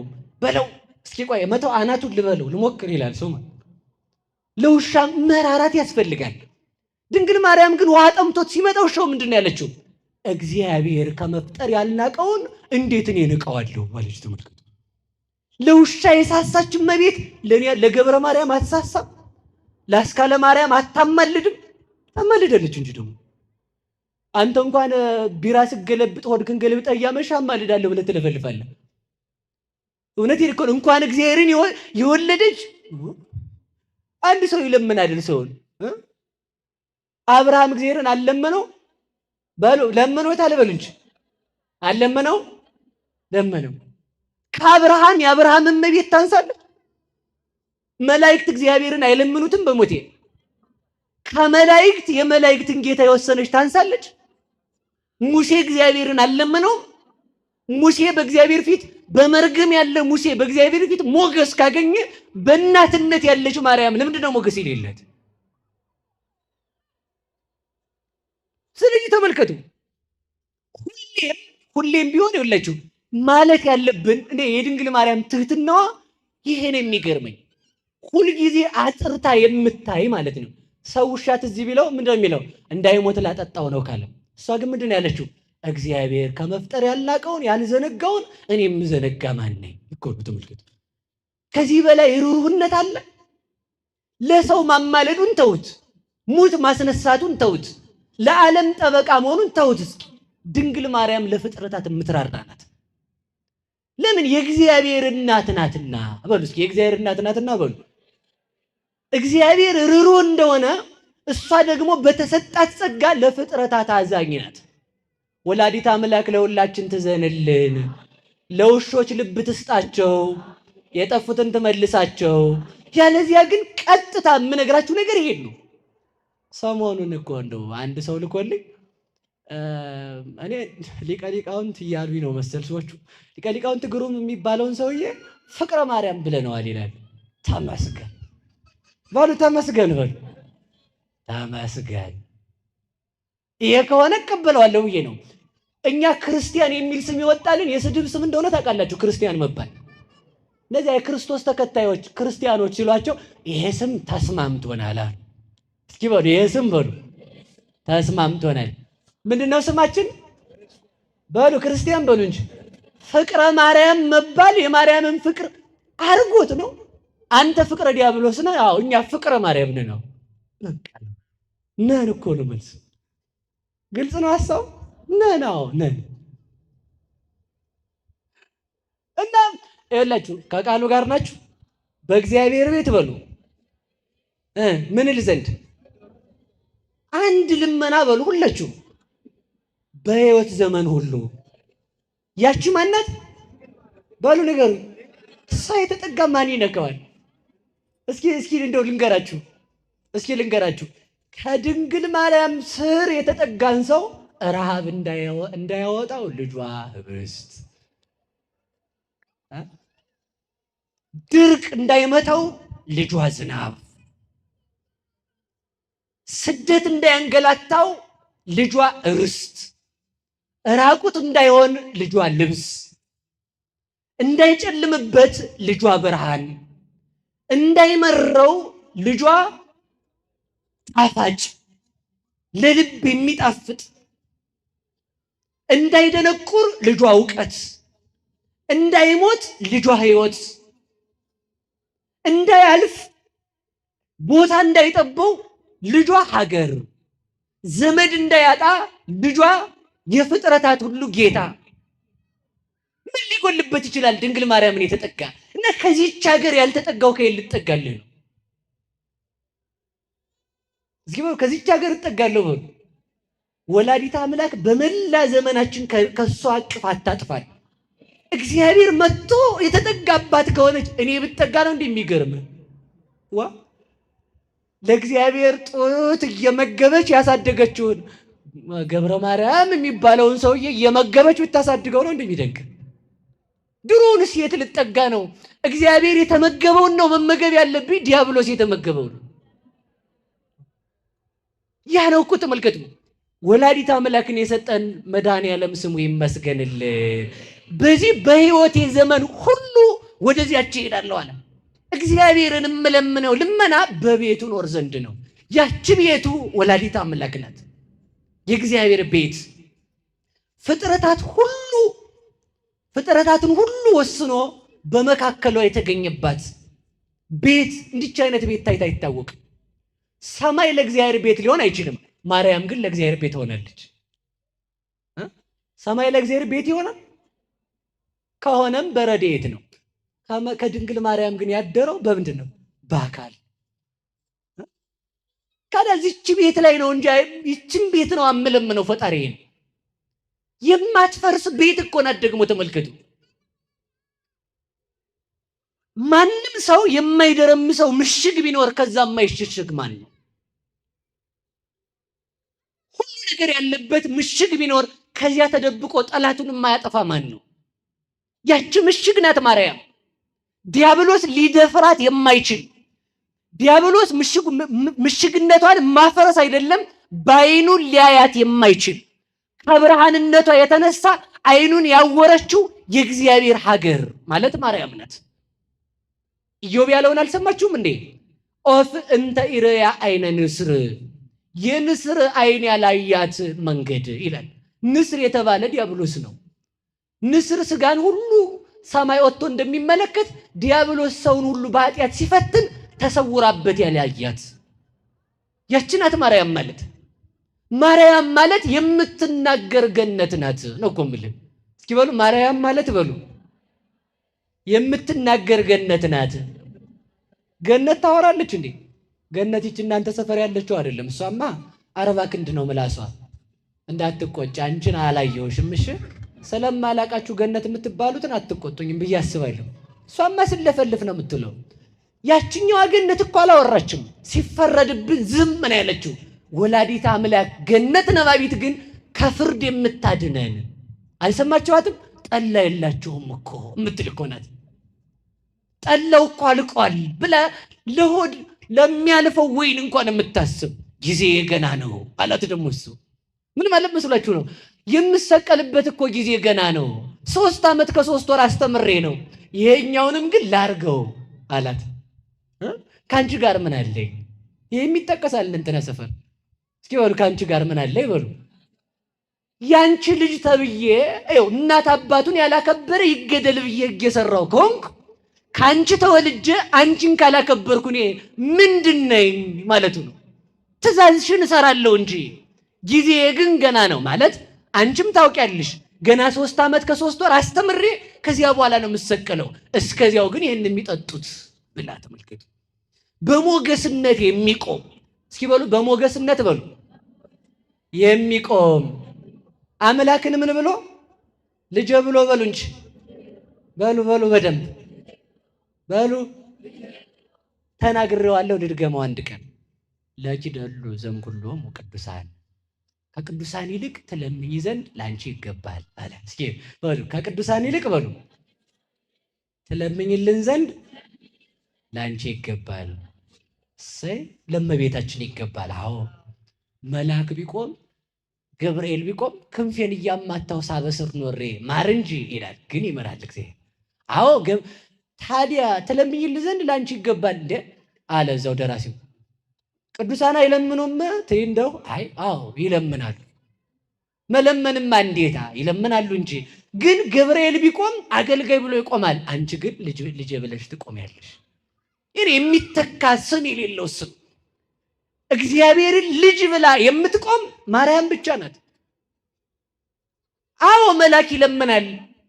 መልአክ ቢለምን ላንተ ምስጋና ሳቀርብ ኖሬያለሁ ብሎ ይለምናል።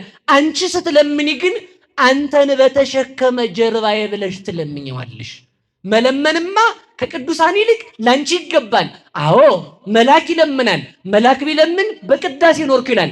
አንቺ ግን በተሸከመ ማኅፀኔ ብለህ ማርትዋለሽ። አዎ መለመንማ መልአክ ይለምናል። መልአክ ቢለምን 24 ሰዓት ምስጋና አቀርባለሁ ብሎ ይለምናል። አንቺ ግን ስትለምኚ በጠባቸው ጡቶች ብለሽ ትለምኚዋለሽ። መለመን ላንቺ ይገባል። እንዴት? በሞገስ ትቆሚያለሽና። እስኪ በሞገስ በሉ። እስኪ በሞት ያፈርሰውን አገልጋይ ነኝ በሉ። እናት ነኝ። የቱ ነው የሚከብደው? ቀልድ አለ እንዴ? እንዲህ ዝም ብሎ በእናት ቀልድ ያለ መስሏችሁ ነው? አገልጋይ ነኝ ከሚለው ማን ነው ሞገስ ያለው? በስላሴ ፊት ሞገስ ያለው ስም ይሉሃል። ማርያም የሚለው ስም ነው። እንዴት? ልጅ ብላ የምትቆም ማርያም ናት። ግዳጅ የሚፈጽም እንዴት? እግዚአብሔርን ከመውለድና ለፍጥረት ከመለመኒቱ ይበልጣል። በሞቴ ነገር ሁላችሁ ባሉ ነገሩ ይጂ እግዚአብሔርን መውለድ ነው። መለመንማ መልአክ ይለምናል እኮ እያልኳችሁ። መለመንማ አብርሃምም ለመነ፣ ሙሴም ለመነ፣ ካህናትም ለመኑ፣ እኛም እንለምናለን ያቅማችንን። እግዚአብሔርን መውለድ ግን የተቻለው ለማርያም ብቻ ነው።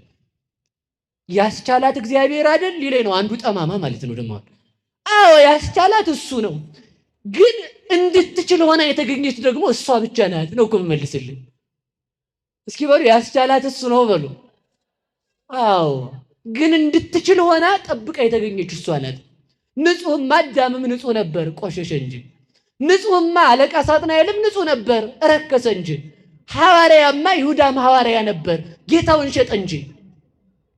የተሰጣትን ጠብቃ የኖረች ግን ማርያም ብቻ ናት። መላእክትም ጠብቀው ኖረዋል። እስኪ በሉ መላእክትም በሉ ጠብቀው ኖረዋል። ደናግል ናቸው በሉ። አሃ ደግሞ አንዱ ሲሰማ መላእክት ደናግል ከሆነ ያገባሉ እንዴ? እንደው ከብት የሆነ ሰው ከብት ነው የሚያጫውተው ማለት ነው። እውነቴን እኮ ሰው ከብት አላልኩም፣ በሞቴ ይቅር በሉኝ። ማለት የፈለኩት ቅዱስ ዮሐንስ አፈወርቅ ምን ይላል? ወለመላእክት ሰይተክሎሙ ድንጋሌ ህሊና ይላል። ለመላእክት የህሊና ድንግልና አልተቻላቸውም፣ ለማርያም ግን ምን አላት ይላል? ተቻላት። ድንግል ሆኖ መኖር ቀላል ሊሆን ይችላል። አረ ቀላልስ አይደለም። ሰው ስንቴ በዝሙት ይወድቃል። በዝሙት ባይወድቅ ስንቴ ሰው በሐሳብ ይወድቃል። ይትወላወል ህሊናሁ ለብእሲ ይትወላወል እምጊዜ ሞቱ እስከ ለተሞ እምጊዜ ልደቱ እስከ ለተሞቱ። የሰው ህሊና ከተወለደበት ጊዜ ጀምሮ ሲወጣ ሲወርድ ይኖራል። ያን ህሊና ጠብቃው የኖረች ማርያም ናት። ደሞስ መኮራቱ ነው። መላእክት ደናግል ናቸው። አዎ ያልወደቁት ደናግል ናቸው። ህሊናቸው ድንግል ነው። ግን በዛ ድንግልናቸው እግዚአብሔርን አመስግነው እንጂ እግዚአብሔርን ወልደውበት አያውቁም። እግዚአብሔርን የወለደ ድንግልና የማርያም ድንግልና ብቻ ነው። ለዚህ ነው ቅዱስ ዳዊት ምን አለ? አንድ ነገር እፈልጋለሁ፣ እሷም ማርያም ናት። እሷ ማን ናት? መላእክት ደናግል ናቸው። እግዚአብሔርን መውለድ አይችሉም፣ ያመሰግኑበታል እንጂ። ማርያም ድንግል ናት። አዎ በድንግልናዋ ኖረች። አዎ በዚያ ድንግልናዋ እግዚአብሔርን ወለደች። አዎ ከወለደችው በኋላም ድንግል ሆና ኖረች። መጠቀም ይለዋል። ለዓለም ሁሉ የደናግል መመኪያ ልትሆን ማርያም ተሰጠች። እሷን የሰጠን መድኃኔዓለም ይመስገንልን። ሌላ ምን እንላታለን? እሷን ስለዚህ ተመልከቱ፣ ይለምናሉ። መለመንማ እንዴታ! ቅዱሳን ይለምናሉ። ተመልከቱ፣ መለመንማ እንዴታ! ይለምናሉ። ቅዱሳን ነቢያት ቢለምኑ ሰበክን ብለው ነው። ማርያም ብትለምን ግን ወለድኩ ብላ ነው። ነቢያት ቢለምኑ ስለ ኃጢአታቸው አልቅሰው ሕዝብህን ማር ብለው ነው። ድንግል ማርያም ግን ስለ ልጁ አልቅሳ ነው። ላንተ ብዬ የተሰደድኩትን ስደት አስብ። ስላንተ ብዬ በድንግልና ጸንሼ በዝሙት ጸነሰች ተብዬ የተሰደብኩትን አስብ። የኔን ስድብ አስበህ የልጆችን ስድብ አርቅ ትለዋለች መድኃኔዓለምን። እንዲህ ብላ የምትለምን ወላዲተ አምላክ ናት። እሷን የሰጠን መድኃኔዓለም ይመስገን። እኔ ሌላ ምን እላታለሁ? እውነቱ እኮ ነው። ህሊናዬ ምላሴ ቢያጥርብኝ እንጂ ይሄ ለማርያም ቢያንስባት እንጂ እንኳን ሊበዛባት አልተነካም። ግን ለምን መሰላችሁ? ነቢያት፣ አዎ ዳዊት ምን ብሎ ይለምናል? ጌታዬ ሆይ ማሬ ብዬ ቆሜ ሳለቅስ አንድ ስንዝር፣ ተቀምጬ ሳለቅስ ክንድ ከስንዝር እንባዬ ገብቷል፣ ማረኝ ይላል። ማርልኝ ይላል። ህዝብህን ይቅር በል እኔን ቅጣ ይላል። ድንግል ማርያም ግን ኃጢአት የሌለባት ንጹሕ ናት። ድንግል ማርያም ልትለው የምችለው ምንድን ነው? አንተ በተወለድክ ጊዜ ሄሮድስ በጠላትነት በተነሳ ጊዜ አንተን ይዤ ስሸሽ ያነባሁትን እንባ አስበው። ቤተ መቅደስ ስትገባ ስምዖን የሉቃስ ወንጌል ምዕራፍ 2 ላይ ትንቢት ሲናገር ምን አለ?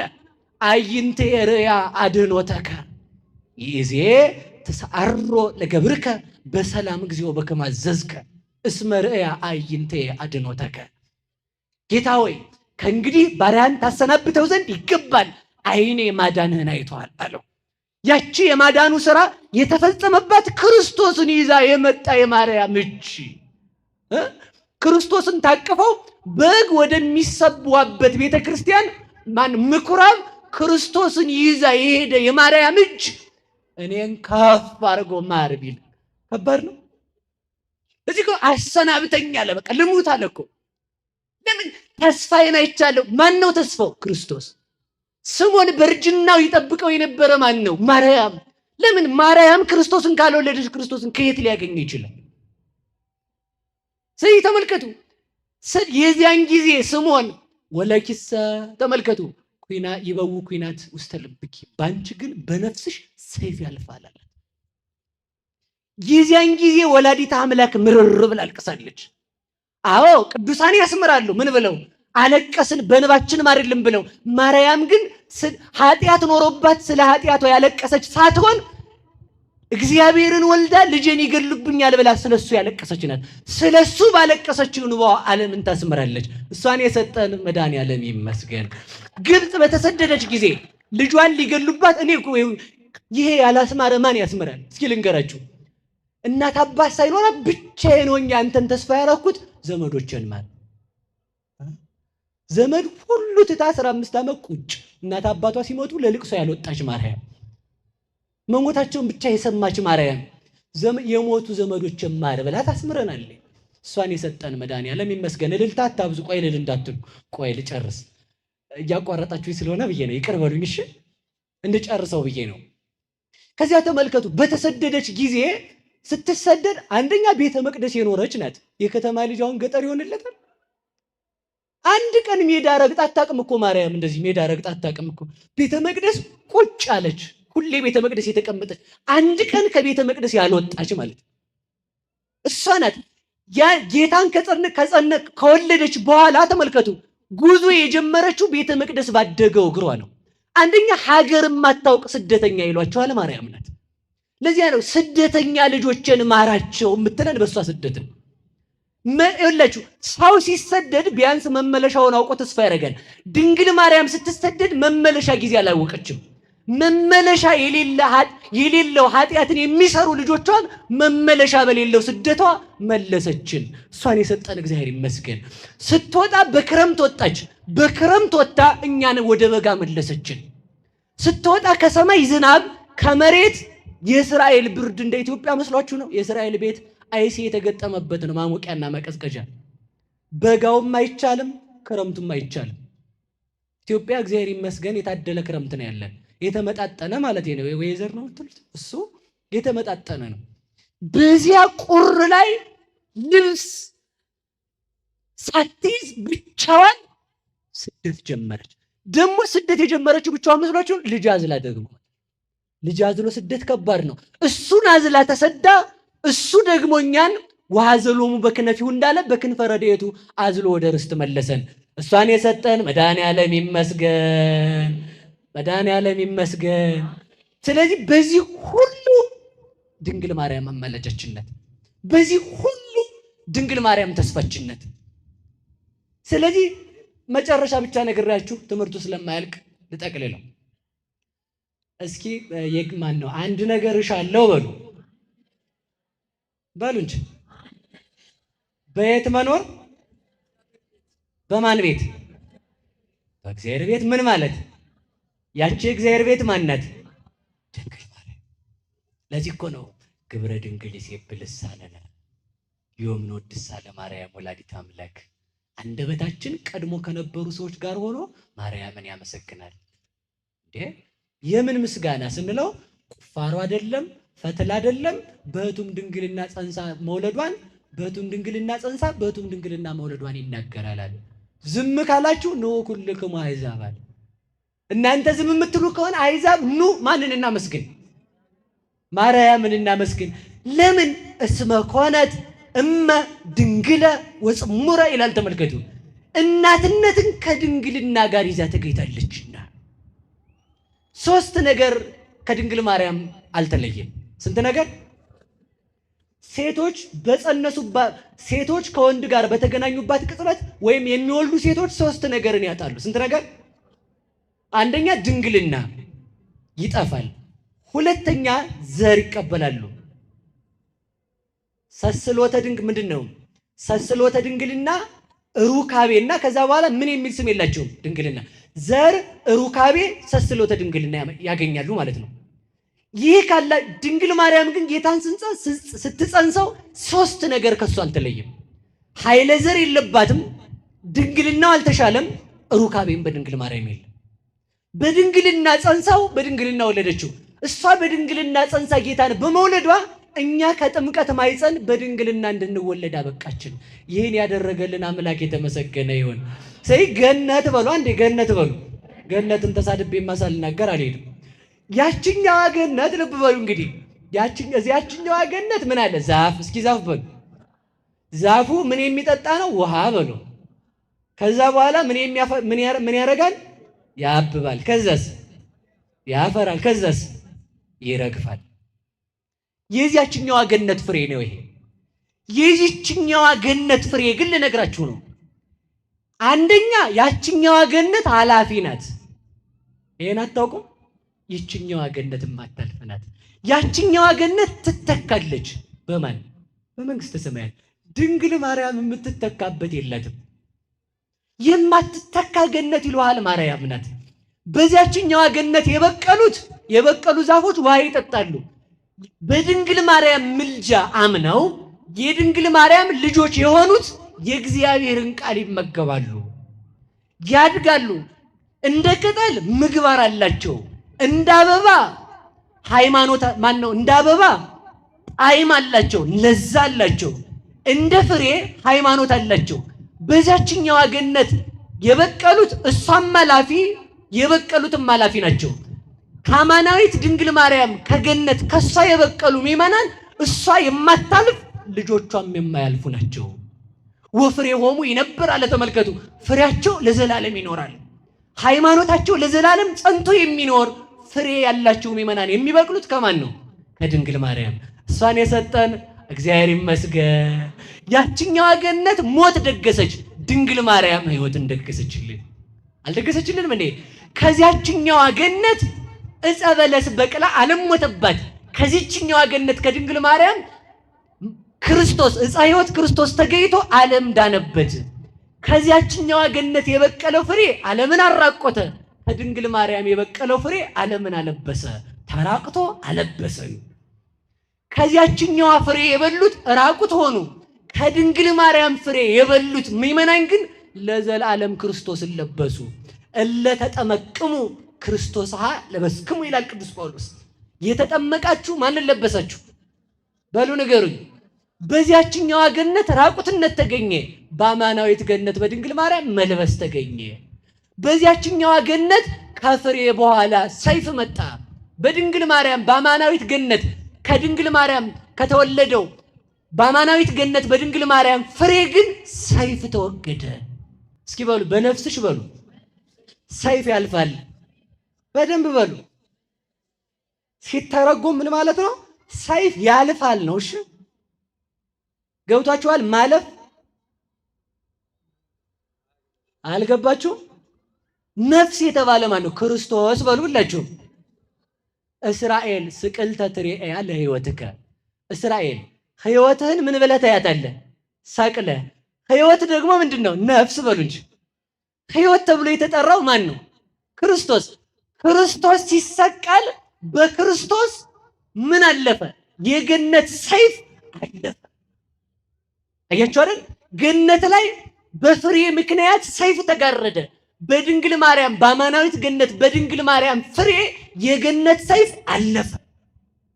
ሰይፍ በሰይፍ ተወገደ። ያችኛዋ ገነት ልብ በሉ የገቡባት ይወጣሉ።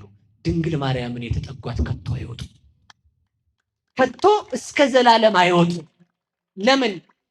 ለምን? ከገቡ መውጣት ካገኙ ማጣት ከድንግል ማርያም የለምና። የገባባት አዳም ነበር፣ ወጣ። መውጣት ብቻ አይደለም ተረገመባት። በዚያችኛይቱ ገነት እርግማን ተሰማ። በድንግል ማርያም ግን ምን ተሰማ? ቡሩክ የሚል ስም ተሰማ። በዚያችኛይቱ ገነት እባብና ሰው መከሩባት። በዚህችኛይቱ በድንግል ማርያም ግን መለኮትና ስጋ ተዋህዱባት። በዚያችኛይቱ ገነት የሚሞት እባብና የማይሞት አማናዊ እባብ ሰይጣን መክረው አዳምን አሳቱ። እስኪ የሚሞት እባብና በሉ፣ ቆይ እንዲህ እናድርገው፣ ደም ያለው እባብና በሉ፣ ደም የሌለው እባብ በሉ እንጂ መክረው ሰውን አወጡ። የት ነው የመከሩት? ገነት። ይኸውላችሁ ይህችኛይቱ ገነት ግን የማይሞት ማን ነው ሲባል ዲያብሎስ ይሞታል። የሚሞት ማን ነው ሲባል የለበሰው ማን? እባብ በሉ እንጂ። ተመካክረው ተለባብሰው የት ነው የሄዱት? እሴቲቱ ጋር በሉ እንጂ እሴቲቱ ጋር ሄዱ። ልብ በሉ። አሁን ደግሞ በድንግል ማርያም ክርስቶስ ተመልከቱ። ዮሐንስ ወንጌል ምዕራፍ 1 ላይ ወበከመ ሙሴ ሰቀሎ ለአርዌ ምድር በገዳም ከማሁ ሀለወ ለወልደ እጓለ እመሕያው ይሰቀል። ሙሴ በምድረ በዳ እባብን እንደሰቀለ ክርስቶስም ይሰቀል ዘንድ ምን ይለዋል? ይገባዋል። ያ በምድረ በዳ የተሰቀለው የምን እባብ ነው? የናስ እባብ በሉ። የበላው የምን እባብ ነው? ነዘር እባብ በሉ። በዛው ነዘር እባብ ደም ያለው እባብ በላ፣ ደም የሌለው እባብ አዳነ። የመሬት እባብ በላ፣ ሙሴ የሰቀለው እባብ የነሐሱ እባብ አዳነ። እንደው መናፍቃን አፋቸውን ሲከፍቱ ነበር አለመታደላቸው። እባብ ሁልጊዜ አፏን መክፈት አይደል ስራዋ? እንደው ዝም ብላችሁ ይዋት። ጆሮዋ ስለማይሰማ ምላሷን ውልብልብልብ በቃ መከራ እንደዚህ አላይ። ጆሮዋ የላትማ ጆሮ የእባብ አንዱ መጎዳት ምንድነው? ጆሮ አለመኖር ማለት ነው። የመናፍቃን መሳደብ ምክንያት ምንድነው ማለት? አንዱ መደንቆር ማለት ነው። ይሰማል አይደል? እስኪ ዲያብሎስ በሉ ምሕረት አያረግም፣ ምሕረት አይደረግለትም፣ ምሕረት አይሰማም በሉ እንጂ የሰውን ክፋት ፈልጎ ገምግሞ አይተው። እስኪ ምሕረት አያረግም በሉ። ምሕረት ስለማያረግ ምሕረት አይደረግለትም። ምሕረት አይሰማም በሉ። ምሕረት ስለማይሰማ ምሕረት እንደተደረገ አያውቅም። የሰውን ኃጢአት ገምግሞ አይተውም በሉ። ገምግሞ ስለማይተው የእሱ አይተውለትም። ከጥንተ ጠላታችን ከእንዲህ ያለው አዳነን ነው እኮ ሰው። የዲያብሎስ ልጅ ምሕረት አይሰማም ነው የምላችሁ እኮ እናንተ። በቃ እርፍ ማለት ይሄን ሰምቶ ነው። አልሰማል አይደል? አዎ የዲያብሎስ ልጅ መች ይሰማል? አለቅ። ዲያብሎስ ይሰማል? አይሰማም። ልጆቹ ይሰማሉ? እና እባብ የምታሳዝነኝ ያ ነው። ሁልጊዜ ምላሷን ማውለብለብ ስራዋ ማለት ሁሉን መንከስ። ድንጋዩን ይነክሳል፣ ሰውም ይነክሳል። ያገኘው መቱን መንከስ ብሎ ማውለብለብ ምላሱ። ለምን ስትሉ አይኑ ብቻ ስለሆነ የሚያየው ጆሮ ስለማይሰማ ሁሉ ጠላቱ ነው ማለት ነው። ቢያንስ የእግዚአብሔርን እናት ጠላት ይደረጋል፣ በሞት ያፈርሰዋል። እንዴ ሌላው ይቅር፣ እንዴ እግዚአብሔርን እናት ጠላት ትሁን? ምን ተብሎ ነው እግዚአብሔር ማረኝ የሚባለው? እናቱ ተጠልታ እሱ እንዴት ነው ማረኝ የሚባለው? እሺ ሰባኪ ነኝ፣ እሺ ኢየሱስን እገልጣለሁ፣ እሺ ማርያም ግን አታስፈልግም። እግዚአብሔር ታስፈልጋለች ብሎ ለድነት ምልክት አድርጓት አንተን አታስፈልግም የምትለን? ገላትያ ምዕራፍ 4:4 ላይ ዋመበጻሪ እድሜው እግዚአብሔር ፈኖ ወልዶ ተወልደን በሴት የዘመኑ ፍጻሜ በደረሰ ጊዜ እግዚአብሔር ልጁን ላከ፣ ከሴት ተወለደ። ያቺ ሴት ማርያም ናት። እግዚአብሔር ወደ ማርያም ከመጣ ወደ ማርያም አልመጣም። ረባካያ እስኪ በትጎዳ እንደው ተጎለት እዛው። እውነቴን እኮ ነው። አያስቅም? እውነቴን እኮ ነው። የሚያስቅ መስሏችሁ ነው የምነግራችሁ? አያስቅም። ሁሉን መንደፍ። ልብ ብላችሁ ስሙ። ቆይ ልመልሳችሁ ወደ ነገሬ። የበረሃው እባብ ሁለት እባብ ነው ያለው። ስንት እባብ? እና የጳጳሳት የሚይዙት ፓትርያርካችን የሚይዙት የብፁዕ ቅዱስ አባታችን የአቡነ ማትያስ በትረ ሙሴ ምን አለበት? እባብ የለበትም? የሆነ ሰዓት ላይ አፋቸውን ሲከፍቱ አልሰማችኋቸውም? መናፍቃኑ እባብ ይዘው ነው የሚዞሩት። አየህ የሚል ማለት ነው። እስኪ ጀግና ከሆንክ ፋርማሲው ላይ የጽዋው ላይ ያለውን እባብ አውርደህ ሆድና ያለ ምን አትሳደብም? ጀግና ከሆንክ እደኩ ሰው ተንኮሉ ተመልከቱ። ሁልጊዜም የዲያብሎስ ስራው ጽድቅ ማሰናከል ማለት ጋኔን የተዳለ ቢሉት ጽድቅ ላሰናክል፣ በቃ ሌላ ምንም ትርጉም የለው። ዲያብሎስ ልክ አይደለም ያለው ደግሞ ልክ ነው። ይሄን እናውቃለን። ስለማሰማ ነው። ደንቆሮ ድምፅ አልሰማ ቢልኛ ምን አገባ? አሰማማ ለኛ እንሰማ። ድምፅ ውበት እንዳለው የምናውቀው የሰማነው ነን። ሰምታችኋል? አይን ፀሐይ እንደምታምር የምናውቃት ምን ያለንን? አይን ያለን ብቻ ነን። ሽቶ እንደሚሸት የሚያውቀው ምን ብቻ ነው? አፍንጫ ያለው ብቻ ነው። ማር እንደሚጣፍጥ የሚያውቀው ምን ያለው ሰው ብቻ ነው? የሌለው። ኧረ ማር አይጣፍጥም ቢልስ ጅላጅል ነው የሚባለው አይደል? የታየው ነው የሚባለው። መልስ እኮ ምንም አትናደዱ። እውነቴን ነው። እንዲያ የሚል ጋኔን ስታገኙ ምላስ የሌለሽ ሆኖ በቃ ትቶ መሄድ። አቤት መጨበጥ ሲል አንድ ሰው እጅ የሌለው ሰው ተመደ ነው የሚጨበጥ ቢል ምን ይባላል? እንዴ ሰውዬ እጅ ሳይኖር እኮ ነው የሚባለው አይደል? የዲያብሎስ ልጅ ምሕረት አይሰማም እያልኳችሁ እኮ ነው ያሉት። እግዚአብሔር ልቦና ይስጣቸው። ያ በትረ ሙሴ በምድረ በዳ የሰቀለው ያ ፓትርያርካችን የሚይዙት ብፁዕ ቅዱስ አቡነ ማትያስ የሚይዙት እባብ ያለበት መስቀል ሙሴ በምድረ በዳ የሰቀለው የነሐስ እባብ ምሳሌ ነው። የምን እባብ? እባቡን በእባብ አጠፋው። አይገርምም? የነሐስ እባብ የሚል ስም አለው ግን አይናደፍም። የእባብን መርዝ የሚያጠፋ መርዝ የሌለው እባብ መባሉ ለምንድን ነው ቢባል ክርስቶስ ሲሰቀል ወንበዴ የሚል ስም ተሰጥቶታልና ያ ስም ብቻ እባብ ተብሎ እንዲጠራ አደረገው። የነሐስ እባብ ነው የምንለው። ስለዚህ ተመልከቱ፣ እየሰማችሁኝ ነው? በገነት በሉ ደም ያለው እባብና ደም የሌለው እባብ ሄዱ አሳቱ። ደም ያለው እባብ የተባለ እባብ ነው ታውቁታላችሁ። ደም የሌለው እባብ የተባለ ዲያብሎስ ነው። በሚሞት እባብ የማይሞት እባብ ዲያብሎስ እንዳለ ወደ አማናዊት ገነት የሚሞት እባብና የማይሞት እባብ ያስወጣውን ሰው ለማዳን ክርስቶስ ወደዚህ ዓለም ወንበዴ ተብሎ ሊጠራ መለኮቱን ከስጋ ጋር አዋህዶ በመስቀል ተሰቀለ ማለት ነው። በመስቀል ሲሰቀል ወንበዴ የሚል ስም ተሰጠው። እርሱ ግን ወንበዴውን አዳምን የሚያድነው ነበረ። ስለዚህ ተመልከቱ፣ በዚህ እባብ ውስጥ የማይሞት እባብ ዲያብሎስ እንዳለ በሚሞት ስጋ ውስጥ የማይሞት መለኮት ነበረ። በስጋው እየደማ በአምላክነቱ ግን ሞትን ይቸነክረው ነበረ። በስጋው እየሞተ ሕይወት ይሰጥ ነበረ። መራራ ሐሞት እያጠጡት ጣፋጭ ሕይወት ይሰጥ ነበረ። በመሬት እየገዙት እሱ ሰማይና ምድርን ይገዛ ነበር። የድንግል ማርያም ልጅ ኢየሱስ ክርስቶስ ክብርና ምስጋና ይግባው። እሱ በመስቀል ሆኖ ሰማይና ምድርን የገዛ ከሱ በቀር የለም። እየሞተ የገዛ አይታችሁ ታውቃላችሁ? እርሱ ክርስቶስ ነው። እየሞተ ፀሐይን ያጨለማት፣ በፀሐይ ኮሩ አጨለማት። በመቃብር ኮሩ ሙታንን አስነሳባቸው። በቤተ መቅደስ ኮሩ መጋረጃውን ሰነጠቀው።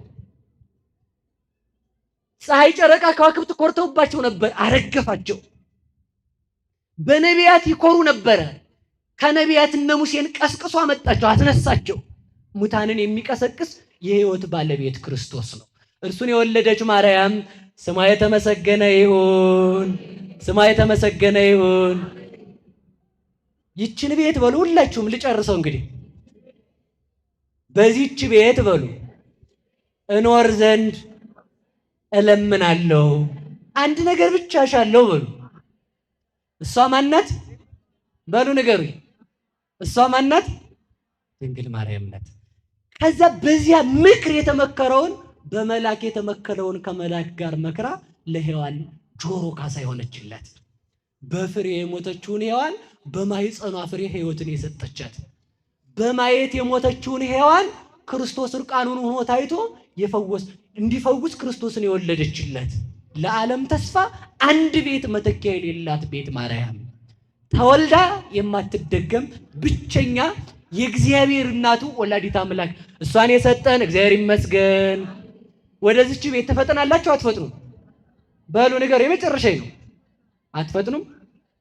ታዲያ እግዚአብሔርን የታቀፈ እጅ እኔን አያቅፍም? መታደሌ ነኝ እንጂ እኔ ነኝ እንጂ መታደሌ። ለእግዚአብሔር እኮ ሞግዚቱ አይደለች፣ እናቱ ናት። ለእግዚአብሔር እናቱ ከሆነች ፍጥረቱን ሁሉ ይዛ በምልጃ ረድኤቷ የምትጠብቅ እሷ ናት። በሥላሴ ፊት ሞገስ ያላት፣ በምእመናን ዘንድ መወደድ ያላት፣ በመናፍቃንና ባጋንንት ዘንድ የምትፈራ ማነት? እሷ ወላዲት አምላክ ናት። በሥላሴ ፊት ምን ያላት በሉ? ሞገስ ያላት በሉ እንጂ። በዲያብሎስ ዘንድ ምን ያላት? መፈራት በሉ እንጂ። ስሟ ሲጠራ ገና የሚንቀጠቀጥላት ማለት። በምእመናን ዘንድ ደግሞ ምንድን ናት? መወደድ በሉ እንጂ። ዕጣን ቋጥረው ስሟን አማላጅ አድርገው ወላዲት አምላክ አስምሪን ብለው የሚመጡት። እስኪ ጥያቄ ልጠይቃችሁ፣ ማርያም የልቤን ትፈጽማለች በሉላችሁ። የማን ልብ ተፈጽሞባታል? የሥላሴ በሉ እንጂ። የአብ ምክሩ የተፈጸመው በማን ነው? ከእግዚአብሔር ሐሳብና ከአንተ ሐሳብ ማን ይበልጣል? ለእኔ ሐሳብ ከባድ መስሎን? ከባድ አይደለም። ቆይ ማርያም ስንቱን ትችላለች? ሁሉን በሉ። ቅዱስ ጳውሎስ ምን አለ? ሁሉን እችላለሁ። እስኪ በሉ ሁሉን በሉ እችላለሁ። ማን ነው እንደዛ ያለው? በሉ እንጂ ንገሩ። ጳውሎስ የማን ሰባኪ ነው? ቅዱስ ጳውሎስ በሉ የእግዚአብሔር በሉ እንጂ። ማርያም ግን የእግዚአብሔር ምን ሆናት? አረ እንኳን ጳውሎስ እኛ እንችላለን በሉ። እኛ እንችላለን በሉ ሁሉን እንችላለን በሉ ሁላችሁ በሉ እንጂ በደንብ። ባለቤቱ ነው ያለው። ለእመብክሙ ሃይማኖት መጠነ ተተሰናፔ ወትብልዎ ለዝንቱ ደብር ፍልስም ዘየ ወተወረው ሀበከሃ ወአልቦ ዘይሳነክሙ። በእኔ አምናችሁ ተራራውን ፍለስ ብትሉት ይሆናል፣ ይፈርሳል። የሚሳናችሁ የለም። እስኪ በሉ የሚሳናችሁ በሉ የለም። ይሄ የተሰጠ እኮ ለእኔ ለኃጢአተኛው ባምን ነው። ማርያም ግን ኃጢአት ኖሮባት አምና አይደለም። ጥንቱን ኃጢአት ሳይኖርባት የመጀመሪያ አማኝ ወላዲት አምላክ ናት። ከሰው ወገን ሕሊናዋ ውስጥ ምንም ጥርጥር ያልተገኘበት እሷን የሰጠን እግዚአብሔር የተመሰገነ ይሁን። ስለዚህ አሁን ለዚህ ምን እንላታለን በሉ? ሰአሊ ለነ ቅድስት በሉ በደንብ በሞት ያፈርሰውን ይሄን ሳትሉ እንዳትሉ በሉ አሁን ሰአሊ ለነ ቅድስት በሉ። ቅድስት ሆይ በሉ ምን በይልን ይላችሁ። ሊቃውንቱ ሲተረጉሙ በፍልሰታ ምን ይላሉ መሰላችሁ? ጽንዕት በድንግልና ስርጉት በቅድስና እመቤታችን ጸጋውን ክብሩን እንዳይነሳን ለምኝልን። አይምሮውን ለቦውን በልቦናችን ምን በይብን ሳይብን አሳድሪብን። ይህን ስንላት ለምን ትለኝ እንደሆነ እሷ የታመነች አማላጅ ናት ብለን እንመልሳለን። ሙት በድንግል ማርያም ስም ይነሳል፣ ድውያን ይፈወሳሉ። የሃይማኖት ማስረጃም ወላዲት አምላክ ናት። እሷን የሰጠን እግዚአብሔር ስሙ የተመሰገነ ይሁን። ስለዚህ ሁልጊዜ ማንን እንጠራለን በሉ? እናቱን በሉ። ማንን እንጠራለን? እናቱን ስንጠራ ማንን መጥራታችን ነው? እስኪ በሉ ድንግል ማርያም በሉ እንጂ። ለምን እንደዛ የምንላት? የማን እናት ስለሆነ ነው። ወላዲት አምላክ በሉ። ምን ማለታችን ነው? ይሄም ብለን ስንጠራት ምን ያስቀናል ሰው ነው ታዲያ? ከዚህ በላይ ስም አለ? ከዚህ በላይ ክብር አለ? ከዚህ በላይ ሞገስ አለ? ስለዚህ ሁላችንንም ጾመን እንድንጠቀም ውዳሴዋን ቅዳሴዋን እንድናደምጥ የወላዲት አምላክ ፍቅር በልቦናችን ይደር። ውዳሴዋን ድገሙ። ውዳሴን ከቅዳሴ ቅዳሴን ከውዳሴ የደገመውን ባይረሳትን አላሳየው ብላለች ወላዲት አምላክ። ይህ የሚሆነው በማን ቸርነት ነው? በእግዚአብሔር ቸርነት፣ በድንግል ማርያም ምሕረት ነው። መዝሙረ ዳዊት ደግሞ መድገም አብሮ መዝሙረ ዳዊት የደገመ ሰው ደግሞ መላእክት ጥላ ይዘውለት ነው የሚወጡት። እስኪ በሉ መዝሙረ ዳዊት የደገመ በሉ መላእክት ምን ይዘውለት ይሄዳሉ? ይህን ሳልናገረው አንድ ደቂቃ ብቻ ይታገሱ። ይህን ሳልነግራችሁ ከሄድኩማ ሊያመኝ ሁሉ ይችላል። አይደል? ይቅር በሉኝ፣ አያመኝም። ወላዲት አምላክ እያለች ነው። እየሰማችሁ ነው። የእመቤታችንን ውዳሴ በሉ ተምሮ የማይደግም በሉ እንጂ ድግስ ተጠርቶ ውሃ የተደፋበት ይመስላል። ተምሮ ያችን መጋረጃዋን አላያችኋትም? ከሰማይ የወረደችውን አልነገርኳችሁም? በስንት ወገን ነው የተያዘችው? በአራቱ ማዕዘን ወላዲት አምላክ ሳይሉ መዋል ጅልነት ነው ማለት ነው። በአራቱ ማዕዘን ይባላል። ተምሮ ይኸውላችሁ መጀመሪያ ምን ይቀድማል? መማር በሉ። ከዛ ምን ማለት ከደጉ ልጀምር። የሰባቱን ቀን አንድ ቀን የሚደግም ሰው ዓለምን ሁሉ ጠቅልሎ እየገዛ ደስተኛ ሆኖ የሚኖር ሰው ይመስላል። ሁሉ እየተገዛለት ጠላት የሌለበት ንጉሥ ማለት። ለምን እንደዛ ሆነ በሉ እንጂ። እሷ ንግስት አይደለች? ልጇ ደግሞ ምንድን ነው? ልጇ ንጉሥ ከሆነ ደግሞ ሁሉን ምን ብያችኋለሁ ብሎናል። ሁሉን ከሰጠን እንኳን ንግስናን ስጋውን አልሰጠንም? ስጋውን የሰጠ በሱ ንግስና ንጉሥ እንድትሆን ያደርጋል ማለት። ሁሉ የተገዛለት ሰው ይመስላል። እሺ የዕለቱን የሚደግምስ የእናት አባቱን ርስት እያስተዳደረ ሰራተኛ ኖሮት ሁሉ የሞላለት ሰው ይመስላል። እግዚአብሔር እንድንደግም ይርዳን። የማይደግምስ በሉ እንጂ። የማይደግም ደግሞ ድግስ ተጠርቶ ወረቀት ተሰጥቶት ሰርገኛው ተቀድሞ ገብቶ እጃቸውን ታጥበው ምን ብለው በልተው ጨርሰው ሲወጡ አላዩትም። እንደው ያች ሰራተኛዋ ስደፋ በሳፋ ነው እንግዲህ አልብሰው ኧረ መድኃኒዓለም አይልም ሊል ይችላል ብዬ ነው። ኧረ መድኃኒዓለም አበሰበሰችኝ እኮ ብሎ እንደው ዘወር ብሎ አይቶ ቆይ ብላ ብለው ጠርተው ውሃ የሚደፉብኝ ብሎ ተቆጥቶ ጎለል እያለ ሲሄድ ደግሞ የወጥ ሽታ ይመጣ አይደል እጣቢው ላይ። ኧረ አንተ ወጥ ውስጥ ጥሩ ነበር እያለ ጠርተውኝ ይሆን እንዲያይተው እያለ ዘወር እያለ ደግሞ ወጡን ሸተት እያደረገ ጠርተውኝ ይሆን እንዴ እያለ ዘወር ሲል ጉድጓድ ገብቶ እግሩ ተሰብሮ ወድቆ ጨለማና አራዊት ያደሩበት ሰው ይመስላል። ምን የማይል ውዳሴዋን የማይደግም በሉ እንጂ። ድግስ ምንድነው በሉ የአምላክ ሰው መሆን። ሰርግ እሱ ነው። ወደ ድግስ መጠራት ማለት አምላክ ሰው ሆነ ለማለት ድንግል ማርያምን የአምላክ እናት ማለት እስኪ በሉ የአምላክ እናት በሉ።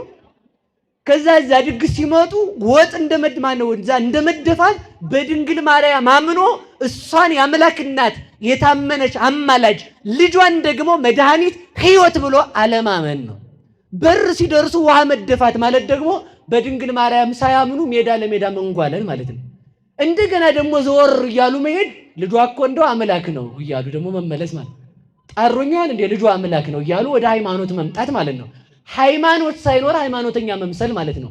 ከሜዳ ወድቆ እንደመሰበር ወደ መቃብር መውረድ፣ ወደ ጉድጓድ እንደመግባት ተሰብሮ እዛው ላይ ሌሊትና ቀን ሲፈራረቅበት እንደመዋል በገሃነም አጋንንት ሲገርፉት ለዘላለም መኖር። ወላዲት አምላክ ከሲኦል ትጠብቀን። ዳዊት መድገም ደግሞ በሉላችሁ። እሱ ደግሞ የንጉሥ መልእክተኛ ዛሬ ሲላኩ መኪና ፒክአፕ ነው ምናምን ብቻ ይሰጣቸዋል። በዚያ ሆነው ወታደሩ ስናይፐሩን ይዞ አላያችሁትም? ሽው እያደረገ መኪና ሁሉ ለቀገለል ነው እንዴ! የንጉሥ የመንግስት የጠቅላይ ሚኒስቴሩ መኪና መጥቷል ተብሎ ማለት ነው። የማን መልእክተኛ ነው? የንጉሥ በሉ እንጂ ጀነራል አሁን በዚህ ቢመጣ እኮ አንቀመጥም፣ መከራችንን ነበር የምናየው ማለት ነው። እኛ የእግዚአብሔር ጀነራሎች ነን። እሺ ጀነራል አይደለንም፣ እንደውም ልጆች ነን። እስኪ በሉ ልጅ በሉ። ጀነራሉንማ ጀነራል ነው የሚያጅበው። ንጉሥ ለልጁ የተመረጡ ታማኝ አገልጋይ ይሾማል። እስኪ በሉ ንጉሥ ለልጁ በሉ ምን ይሾማል?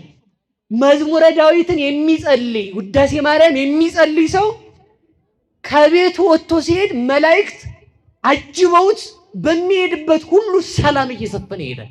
ለምን? የማን ልጅ ነው? እነሱ በሉ የእግዚአብሔር ልጅ በሉ እንጂ የእግዚአብሔር ልጅ የንጉሥ ልጅ በሚሞት ወታደር ሲታጀብ የእግዚአብሔር ልጅ በማይደክሙ መላእክት ይታጀባል። ጥንቱንም ሁለት መልአክ ሰጥቶናል፣ አንዱ የቀን አንዱ የሌሊት። ስንጸልይ ደግሞ እልፍ አእላፍ መላእክት ይከቡናል። የእልፍ አእላፍ መላእክት መከበብ የዚህ ሁሉ የጥምቀት የመዳን ከሞት ወደ ሕይወት መውጣት ከርኩሰት ወደ ቅድስና መምጣት እግዚአብሔርን ማየት ሕይወት መሰጠት አጋንንትን መግዛት መንግሥተ ሰማያት መግባት ከእግዚአብሔር ጋር መኖር የተሰጠን ባንዲት በምታስፈልገን ልመና በዳዊት ጸሎት በድንግል ማርያም ነው። ድንግል ማርያምን የሰጠን እግዚአብሔር ይመስገን። ጾመን እንድንጠቀም መድኃኔዓለም ይርዳን። ወስብሐት ለእግዚአብሔር። ይቆየን።